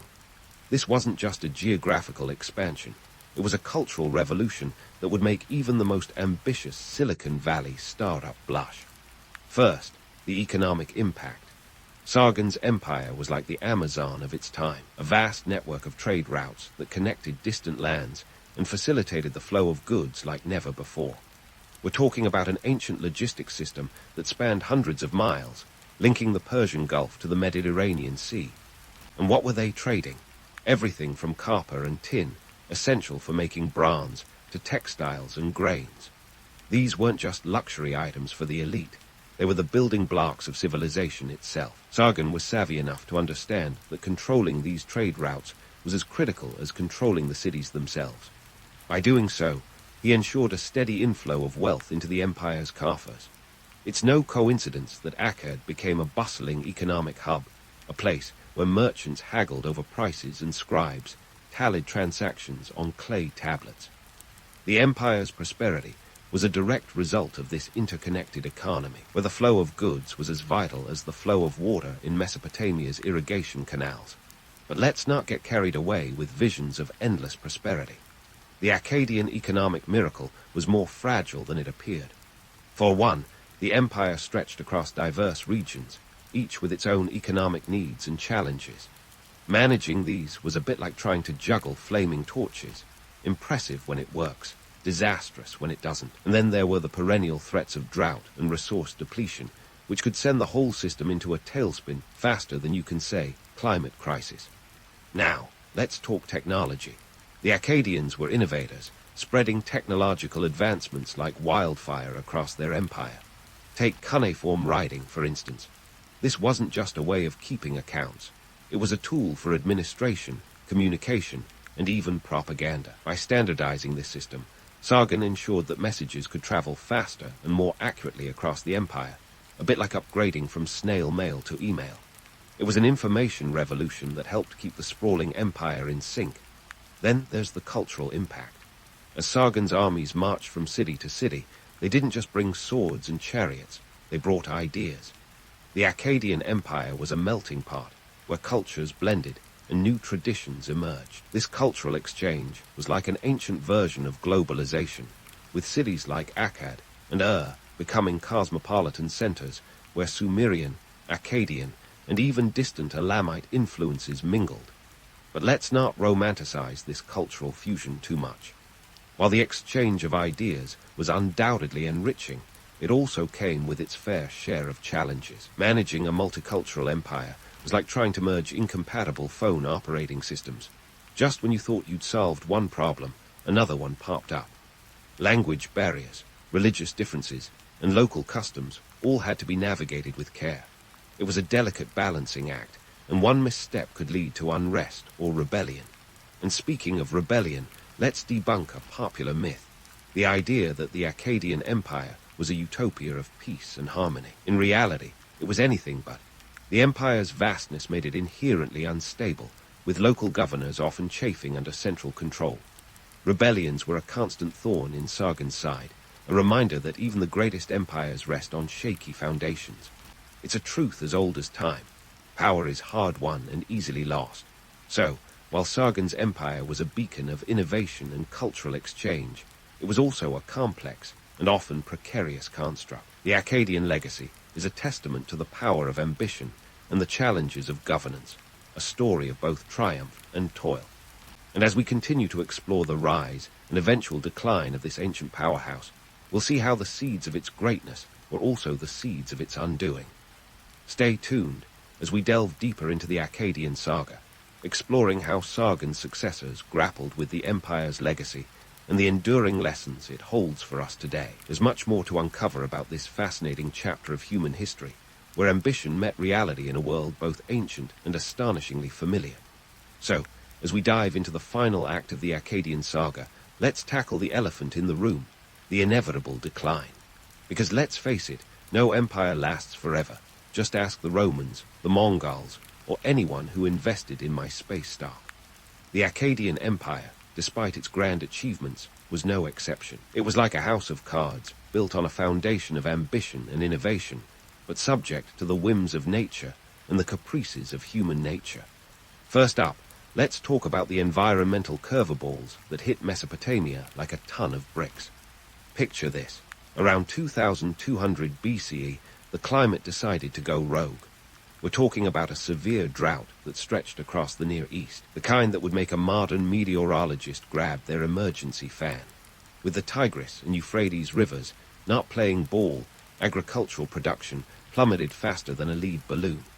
And in a society where grain was as good as gold, this was a catastrophe of biblical proportions. Now, Sargon's successors found themselves in a bind. It's one thing to conquer an empire, but quite another to keep the pantry stocked when Mother Nature throws a tantrum. As food shortages grew, so did discontent. Hungry people don't tend to sit quietly, waiting for their next meal. Instead, they start eyeing their neighbors' grain stores with a mix of desperation and determination. Add to this the political instability that was simmering away like a poorly attended stew. The empire was vast, and as the old saying goes, the bigger they are, the harder they fall. Maintaining control over such a sprawling territory wasn't just challenging. It was like trying to keep a lid on a boiling pot with a sieve. Local governors, those insists we talked about earlier, began to fancy themselves as independent rulers rather than Sargon's loyal subjects.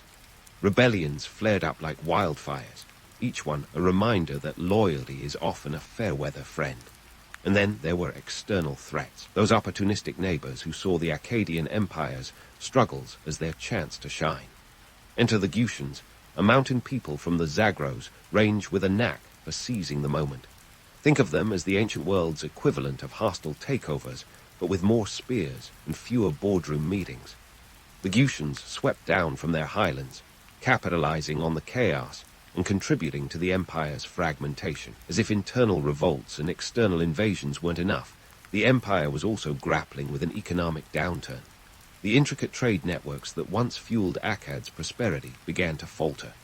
Trade routes became less reliable, and with the agricultural sector in shambles, the economic engine sputtered. It's like trying to drive a car with 3 flat tires. It goes nowhere fast and makes an awful racket in the process. So, with all these pressures mounting, the Akkadian Empire started to crumble. And while it's tempting to romanticize Sargon's legacy as one of unblemished greatness, the reality was a bit more complex. Sure, he was a trailblazer, a man who turned city-states into an empire, but his successors faced a world where the cracks in his creation were all too visible. But let's not dismiss Sargon's impact entirely. His legacy was a double-edged sword. On one hand, he set the template for future empires, centralized administration, trade networks, and military innovation. On the other hand, his empire's downfall served as a cautionary tale about the limits of power and the unpredictability of fate. It's a bit like building a sandcastle at the beach, impressive while it lasts, but ultimately at the mercy of the tides. So, what can we learn from the Akkadian Empire's rise and fall? For one, the allure of empire building is as old as civilization itself. From Akkad to the Pax Romana to the British Empire, there's something inherently seductive about the idea of unifying disparate lands under a single banner. It's a dream of order, prosperity, and legacy, a vision that continues to captivate leaders and armchair historians alike. But as the Akkadian experience shows, empires are fragile constructs. They're built on the foundations of ambition and innovation, but are often undone by the very forces they seek to control.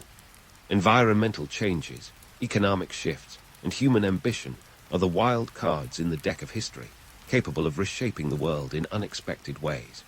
And yet, the stories of empires endure, a testament to the human desire for glory and the complex dance of power and fate. As we wrap up our journey through the rise and fall of the Akkadian Empire, let's remember that history is both a mirror and a map. It reflects the eternal themes of ambition, struggle, and resilience while guiding us through the landscapes of our own time. So, as you drift off to sleep, imagine Sargon standing on the banks of the Euphrates, watching the sun set over the empire he built. It's a moment of triumph, tinged with the bittersweet knowledge of what lay ahead, a legacy that shaped the ancient world and echoes through the corridors of history, reminding us that in the end, the stories we tell are as enduring as the empires we build. On a chilly Boston morning in 1723, a 17-year-old Benjamin Franklin, probably feeling more like a fish out of water than a rebellious teen, clutched his few possessions and slipped away from his apprenticeship at his brother James's print shop. Franklin's escape plan was ambitious for a young man who'd barely scraped by on pennies as a printer's apprentice. He was heading for the bustling streets of Philadelphia, a whole 300 miles away. His imaginary resume reads something like, skills, printing, sarcasm, chutzpah. But the ambition, that was very real. Now, Franklin didn't run away because he was after the teenage dream of a rock band and a world tour. Nope, he was fleeing because he was tired of being knocked around by his older brother. James Franklin, the owner of the New England Courant, was a bit of a tyrant, and Benny, as we might call him if he were a rock star, was sick of it. So he pulled a move that would make any angsty teen proud. He skipped town. Arriving in Philadelphia, Franklin was a sight, rumpled, broke, and probably a little smelly after a week of travel by boat and foot. His first meal in the city of brotherly love. A trio of rolls, which he paraded down the street like a makeshift buffet, likely turning heads and sparking rumors of a new food trend. Franklin's knack for making an entrance was only matched by his ability to reinvent himself. Within a few years, he had transformed from runaway to respected printer, a testament to his sheer grit, and let's be real, his mastery of self-promotion. By 1729, Franklin had purchased the Pennsylvania Gazette, and with it, a platform to unleash his wit and wisdom on the unsuspecting public. He turned the paper into a colonial powerhouse, filled with folksy wisdom and political commentary. Franklin's pen was mightier than any sword, especially when it came to skewering the British crown. He had a knack for drawing readers in with humorous essays and clever quips. Think of him as the colonial era's clickbait king, but with a lot more substance. And while we're talking about the substance, let's debunk one of the most shocking myths of all time, the kite and key experiment. Yes, the one where Ben supposedly flew a kite in a lightning storm and discovered electricity. Sounds like a scene out of a Hollywood blockbuster, right? Except it probably didn't happen that way. Franklin did write about a theoretical experiment involving a kite, a key, and a storm, but there's no solid evidence he ever risked his neck chasing lightning. In reality, he was a meticulous scientist, not an adrenaline junkie. Franklin was more about controlled experiments in the safety of his lab, not showy stunts under thunderclouds. His actual contributions to understanding electricity were groundbreaking, but they involved more patience and less personal danger than legend would have us believe. So why does this electrifying myth persist?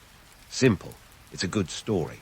It captures the spirit of discovery, daring, and a little bit of madness, all traits we like to associate with our heroes. But the truth is, Franklin was a thinker, a tinkerer, and above all, a communicator.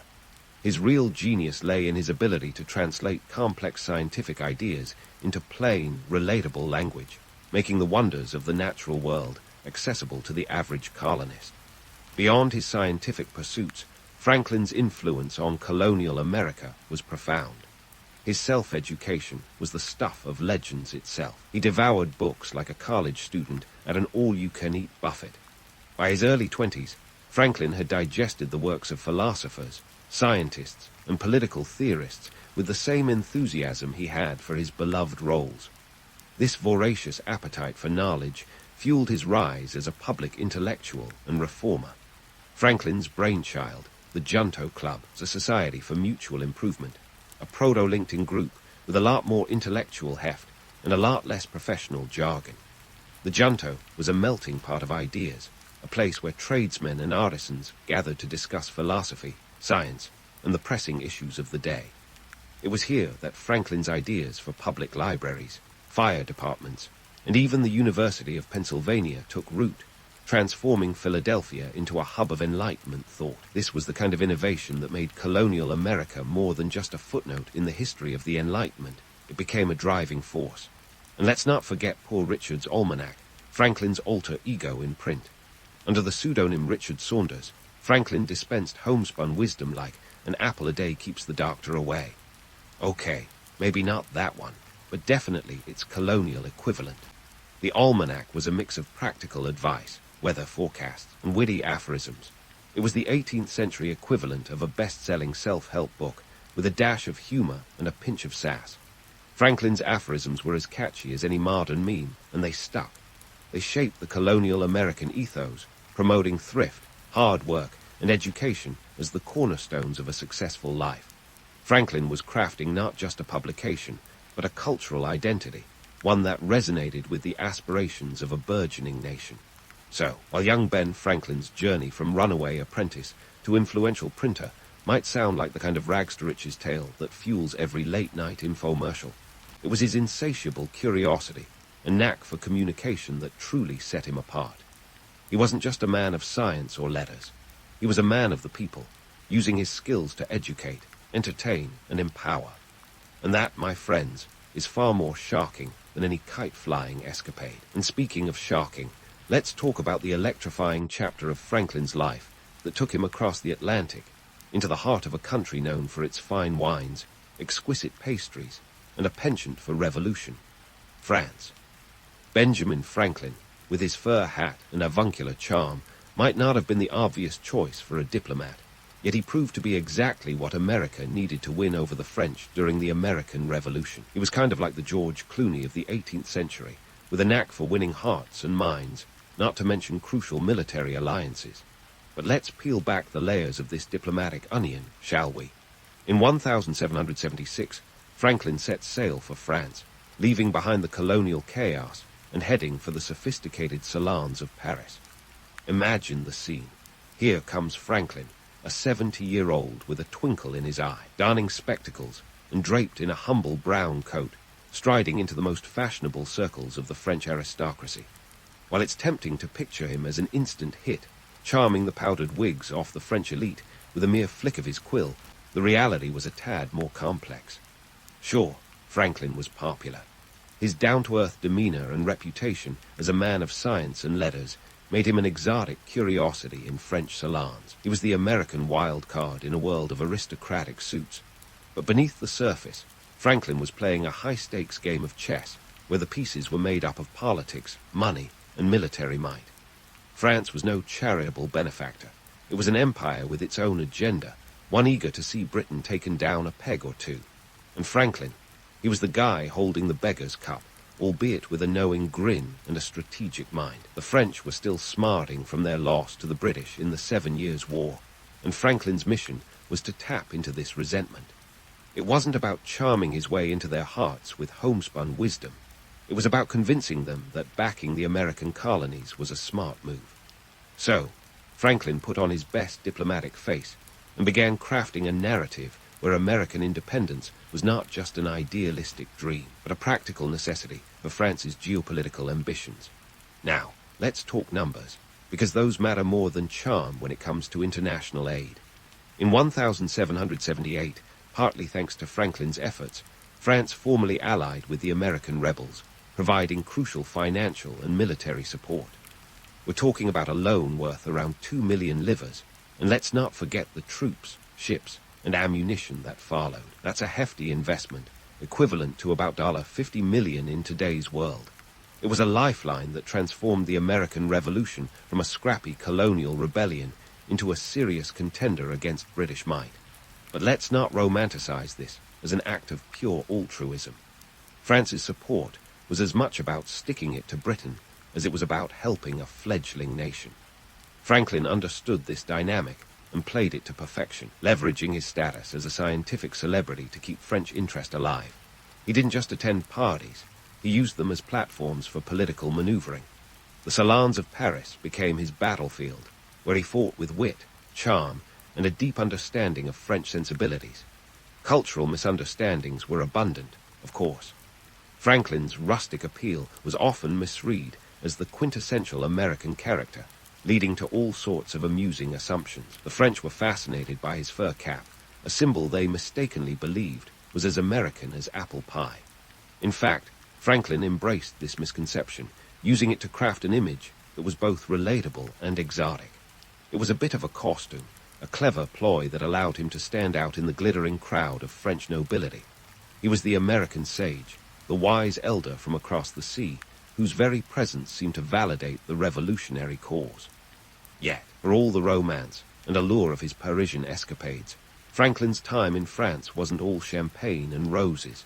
He faced plenty of challenges, including skepticism from French ministers who questioned the viability of the American rebellion. There were whispers of distrust and doubts about whether these ragtag colonies could actually pull off a victory against the British juggernaut. Franklin had to navigate these doubts with care, presenting a united front even when things back home were far from harmonious. And here's where the myth and the man diverge again. While we like to imagine Franklin as the silver-tongued diplomat with a magic touch, the truth is that his success was built on more than charm. It required a deep understanding of the geopolitical landscape and a willingness to engage in the gritty, often frustrating work of diplomacy. Franklin was not just a figurehead. He was a strategist, constantly balancing the needs of the American cause with the interests of his French allies. This delicate dance of diplomacy was further complicated by internal American politics.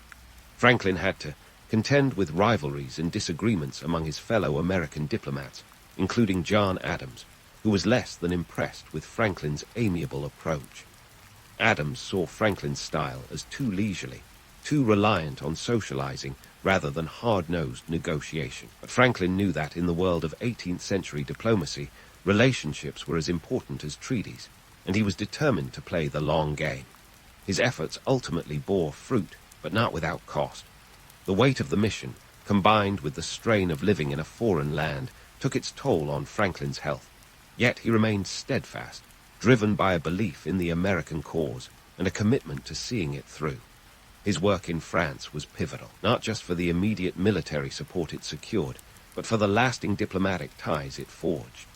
These alliances would prove crucial as the revolution waged on, a testament to Franklin's ability to blend charisma with strategy in a way few could replicate. So, while the image of Franklin as the beloved American in Paris is a charming one, it's only part of the story. Behind the scenes, he was a master of political chess, navigating cultural divides and geopolitical complexities with aplomb. The romantic tales of his time in France are appealing, but it's the gritty reality of his diplomatic triumphs that truly defines his legacy. Franklin's stint as a diplomat was a reminder that behind every great myth, there's usually a lot of hard work and maybe a little bit of luck. And as for Franklin, he was more than the sum of his legendary parts. He was a man who understood the power of perception, using it to his advantage at every turn. His time in France was a testament to his ability to adapt, influence, and ultimately help shape the course of history. And so, as Franklin wrapped up his diplomatic escapades in the glittering salons of Paris, he returned to a far less glamorous setting, the rough-and-tumble world of American politics. Picture this: Ben Franklin, fresh off the boat from France, jumping headfirst into the murky waters of the Continental Congress. If Paris was a chessboard, then Congress was more like a tavern brawl, complete with flying insults and bruised egos. His first order of business, the Continental Congress, a room bursting with fiery debates and larger-than-life personalities, desperately needed some of Franklin's trademark mediator magic. This wasn't just a gathering of like-minded revolutionaries. Oh no, this was a cauldron of conflicting interests, where delegates from 13 states each had their own agenda, and compromise was about as common as a unicorn sighting. Franklin's role in crafting the Declaration of Independence was a masterclass in diplomacy. He was the steady hand on the tiller, guiding the ship through stormy seas. With Thomas Jefferson taking the lead on the draft, Franklin's job was to wield his red pen with precision, cutting through the verbosity to get to the heart of the matter. You could say Franklin was the editor-in-chief of the revolution, trimming the fat to ensure the message was as sharp as a bayonet. Now, let's not sugarcoat it. Franklin wasn't a lone genius working in a vacuum. He was part of a committee that included John Adams, Roger Sherman, Robert Livingston, and of course Jefferson. But while Jefferson had the quill, Franklin had the wit. He was the guy who knew how to turn a phrase, making sure the document didn't just declare independence, but sang of it. His pragmatic touches helped transform a rebellious manifesto into a timeless piece of political prose. Franklin's ability to mediate among his colleagues was crucial. Picture the scene: Adams and Jefferson at each other's throats over wording, Sherman mumbling in the corner, and Franklin, ever the diplomat, diffusing tensions with a well-timed quip. He had a knack for soothing ruffled feathers with humor and logic. In one famous instance, Franklin reportedly reassured Jefferson, who was miffed at the edits. "I have made it a rule never to give reasons for my criticism of another's work unless he asks for them. And by the way, he never does." Classic Ben, delivering wisdom wrapped in jest. But the Declaration was just the beginning. Franklin's influence extended beyond the drafting room. He was instrumental in bridging the gap between radicals and moderates, those who wanted to charge headlong into independence, and those who preferred a more measured approach. This wasn't just philosophical, it was practical. Franklin understood that a successful rebellion required more than fiery rhetoric. It needed unity, resources, and a coherent strategy. His pragmatic approach was essential in keeping the Continental Congress from devolving into chaos. Franklin was the steady hand, the voice of reason in a sea of passion. He knew when to push, when to pull, and when to let the debates rage on. It was a delicate balance, and Franklin was a master tightrope walker, keeping the Congress focused on the goal of independence while avoiding the pitfalls of internal discord. And let's not forget the economic realities at play. The colonies were strapped for cash, with a treasury emptier than a pirate's conscience. Franklin, ever the realist, knew that talk of liberty wouldn't feed troops or fund a war. He was a key advocate for leveraging foreign loans and alliances to bankroll the rebellion. His economic savvy was as crucial as his political acumen, ensuring that the revolutionary cause had the financial backing it desperately needed. Now, while Franklin was no stranger to the art of compromise, he wasn't above a little political theater. Take, for instance, his strategic use of humor to diffuse tension. During one particularly heated debate, Franklin suggested that each session of Congress should begin with a prayer. When a delegate protested, citing the lack of funds to pay a chaplain, Franklin reportedly quipped, "The longer I live, the more convincing proofs I see of this truth, that God governs in the affairs of men." It was a sly reminder of the divine destiny they were pursuing, wrapped in Franklin's trademark wit. Franklin's ability to mediate wasn't just about smoothing over differences. It was about crafting a shared vision that aligned with the disparate interests of the colonies. He understood that the revolution wasn't just a political upheaval, but a social transformation. He championed education, innovation, and civic responsibility as the bedrock of the new nation. His vision for America was as much about shaping its character as it was about securing its independence. Yet, for all his diplomatic finesse, Franklin was no saint. He was a shrewd operator, unafraid to play the political game to achieve his ends. He knew when to bend the truth, when to flatter, and when to twist an arm or two. His moral flexibility was both a strength and a flaw, a reminder that the architects of liberty were, after all, human.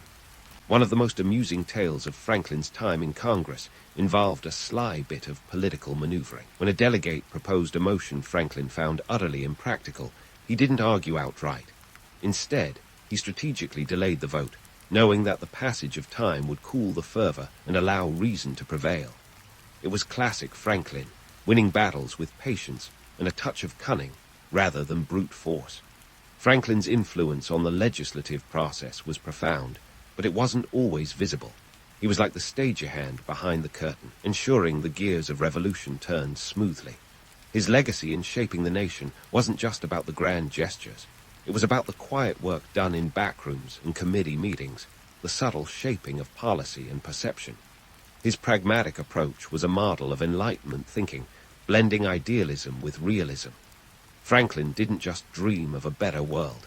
He worked tirelessly to build it, one compromise at a time. His role in crafting the Declaration of Independence and mediating the Continental Congress was a testament to his ability to navigate the complexities of human nature and political ambition. So, while we might cherish the romanticized image of Franklin as the wise old sage, let's not forget the gritty reality of his work. He was a man who understood the messy business of democracy, the need for both vision and pragmatism. Franklin's legacy is a reminder that revolutions aren't won by ideals alone, but by the hard work of negotiation, compromise, and yes, a bit of humor. And as the ink dried on the Declaration of Independence, Franklin knew the hard work was far from over. Building a new nation was like constructing a house in a hurricane, fragile, precarious, and requiring constant vigilance. Franklin was ready to roll up his sleeves and get to work, shaping the fledgling republic with the same determination and wit that had brought him success in Paris and Philadelphia. But that, my friends, is a tale for another day. As Franklin geared up to tackle the formidable task of nation-building, he found himself thrust into a role that demanded more than just his legendary wit. The American Revolution was not just about muskets and fiery speeches. It was a logistical nightmare that required the wisdom of a sage and the cunning of a fox. The Continental Congress was strapped for cash and resources, and Franklin's mind was the asset they banked on. Let's dive into the nitty-gritty of Franklin's contributions to the war effort, the stuff that often gets overshadowed by his image as the wise, bespectacled statesman. Sure, Franklin was a figurehead, but he was also a hands-on innovator who understood that war required more than patriotism. It needed cold, hard logistics. Picture the American Revolution as less of a grand epic and more of a scrappy underdog story, where Franklin played the role of the resourceful coach trying to turn a ragtag team into champions. One of Franklin's ingenious contributions was his involvement in the creation of the Continental Navy. America's naval power was practically non-existent at the war's start, meaning the British could blockade ports like pros. Enter Franklin, who, in collaboration with John Adams, helped procure ships, albeit modest ones, by converting merchant vessels into warships. It was like turning a fleet of minivans into race cars, a testament to Franklin's knack for thinking outside the box. The economic realities were grim, folks. The Continental Congress couldn't just whip out a checkbook and order a fleet. They were more broke than a college student at the end of the semester, relying on promissory notes and the goodwill of European allies. Franklin, ever the diplomat, leveraged his connections in France to secure loans and supplies. The French didn't just hand over cash out of the kindness of their croissant, loving hearts. There were strings attached, and Franklin knew how to dance around them. The continental dollar was as stable as a house of cards in a windstorm, constantly depreciating and causing inflation to spike. Imagine trying to wage a war when your currency was worth less than the paper it was printed on.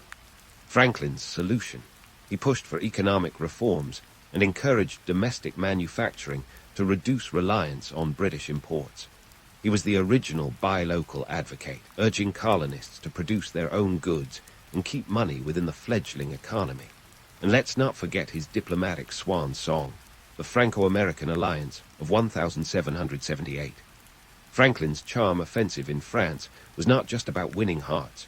It was about securing the resources to keep the revolution alive.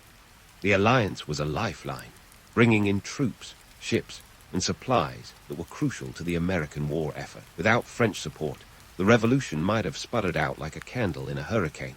Franklin's role in managing wartime logistics extended beyond politicking. He was a key player in the establishment of the Committee of Secret Correspondence, a precursor to modern intelligence agencies. This committee was all about espionage, sabotage, and covert operations. Think of it as the Revolutionary War's version of a spy thriller. The committee's work, under Franklin's guidance, helped secure vital intelligence and maintain communication with international allies. Yet, despite these significant contributions, the narrative of Franklin as a lone genius is a bit of an exaggeration. He was part of a broader network of equally dedicated individuals who shared the burden of revolution. It's tempting to romanticize Franklin as the singular hero, but the reality was a collaborative effort, with Franklin acting as a conduit for ideas and resources. Franklin's pragmatic approach was evident in his advocacy for a united colonial front. He understood that independence wasn't just about breaking free from British rule. It was about building a cohesive nation. This meant navigating the treacherous waters of intercolonial politics, where each state acted more like an independent nation than a piece of a unified whole. Franklin's vision was for a confederation that could withstand external threats while promoting internal unity. He was also a vocal proponent of education and innovation, seeing them as pillars of a thriving republic. Franklin believed that an informed populace was essential for democracy to flourish, and he championed institutions that would nurture such an informed citizenry. His advocacy for public libraries and educational reform was driven by the belief that knowledge was power, a power that should be accessible to all, not just the elite. But let's not kid ourselves. Franklin was no saint. He was a savvy politician who understood the dark arts of manipulation and persuasion. He knew when to play the humble philosopher and when to wield his influence like a scalpel. His ability to navigate the murky waters of politics and diplomacy was as much about shrewdness as it was about idealism. And while Franklin's innovations and contributions were vital, he wasn't immune to criticism. Some saw him as too conciliatory, too willing to bend to foreign interests in pursuit of aid. Others accused him of being too focused on his international escapades, neglecting domestic concerns in the process. Franklin's balancing act was a tightrope walk, and not everyone agreed with his steps. In the end, Franklin's legacy in the American Revolution is a complex tapestry, woven from threads of innovation, diplomacy, and pragmatism. He was a man who understood the power of perception, wielding it to secure the resources and alliances necessary for victory. Franklin's genius lay not in solitary brilliance, but in his ability to harness the talents and ambitions of those around him. So, while the image of Franklin as the benevolent sage persists, it's essential to recognize the gritty reality beneath the myth. He was a man who worked tirelessly to transform a fledgling rebellion into a viable nation, navigating the treacherous terrain of war with wit and wisdom. As the war raged on, Franklin's contributions were a reminder that revolutions aren't just fought on battlefields. They're won in the minds and hearts of people, fueled by ideas and bolstered by practical solutions. And that's the kind of legacy that endures, far beyond the myths and legends. So, we've journeyed through the stormy seas of Ben Franklin's life, from his cheeky escape from Boston to his diplomatic waltz in Paris and his strategic juggling act on home turf. Now, let's dive into the nitty-gritty of Franklin's legacy, the myths we've fallen for, and the reality that sometimes bites harder than a rattlesnake on a hot day. Ben Franklin, the man whose face graces our $100 bills, wasn't your typical founding father.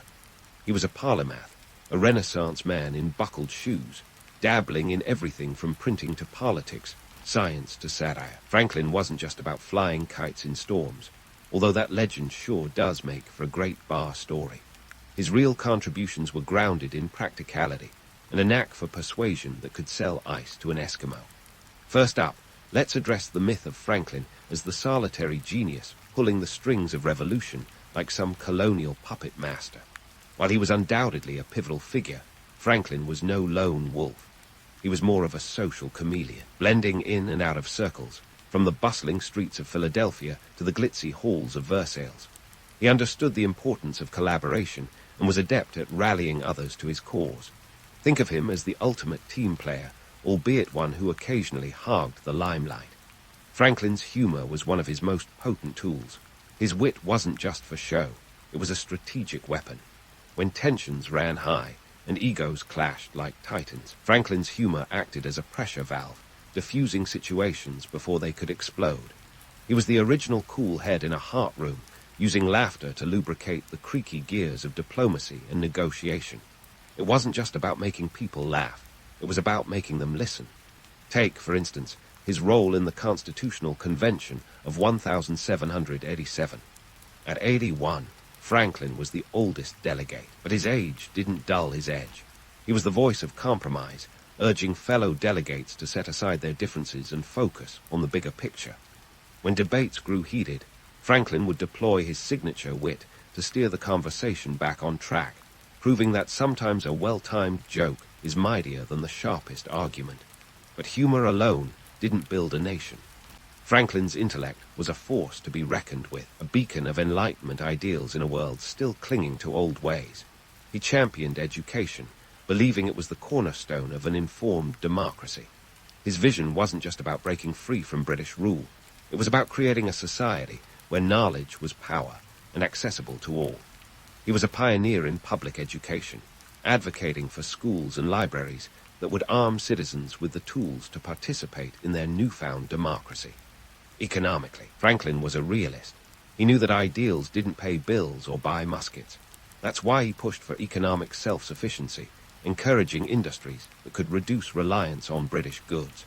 Franklin was a savvy businessman, understanding the need for a stable economy to support the fledgling nation. His efforts in securing foreign loans weren't just acts of desperation, but strategic moves to ensure the revolution didn't fizzle out for lack of funds. Now, let's not pretend Franklin was a paragon of virtue. He had his fair share of flaws, including a penchant for the occasional political backstab, or should we say, strategic repositioning.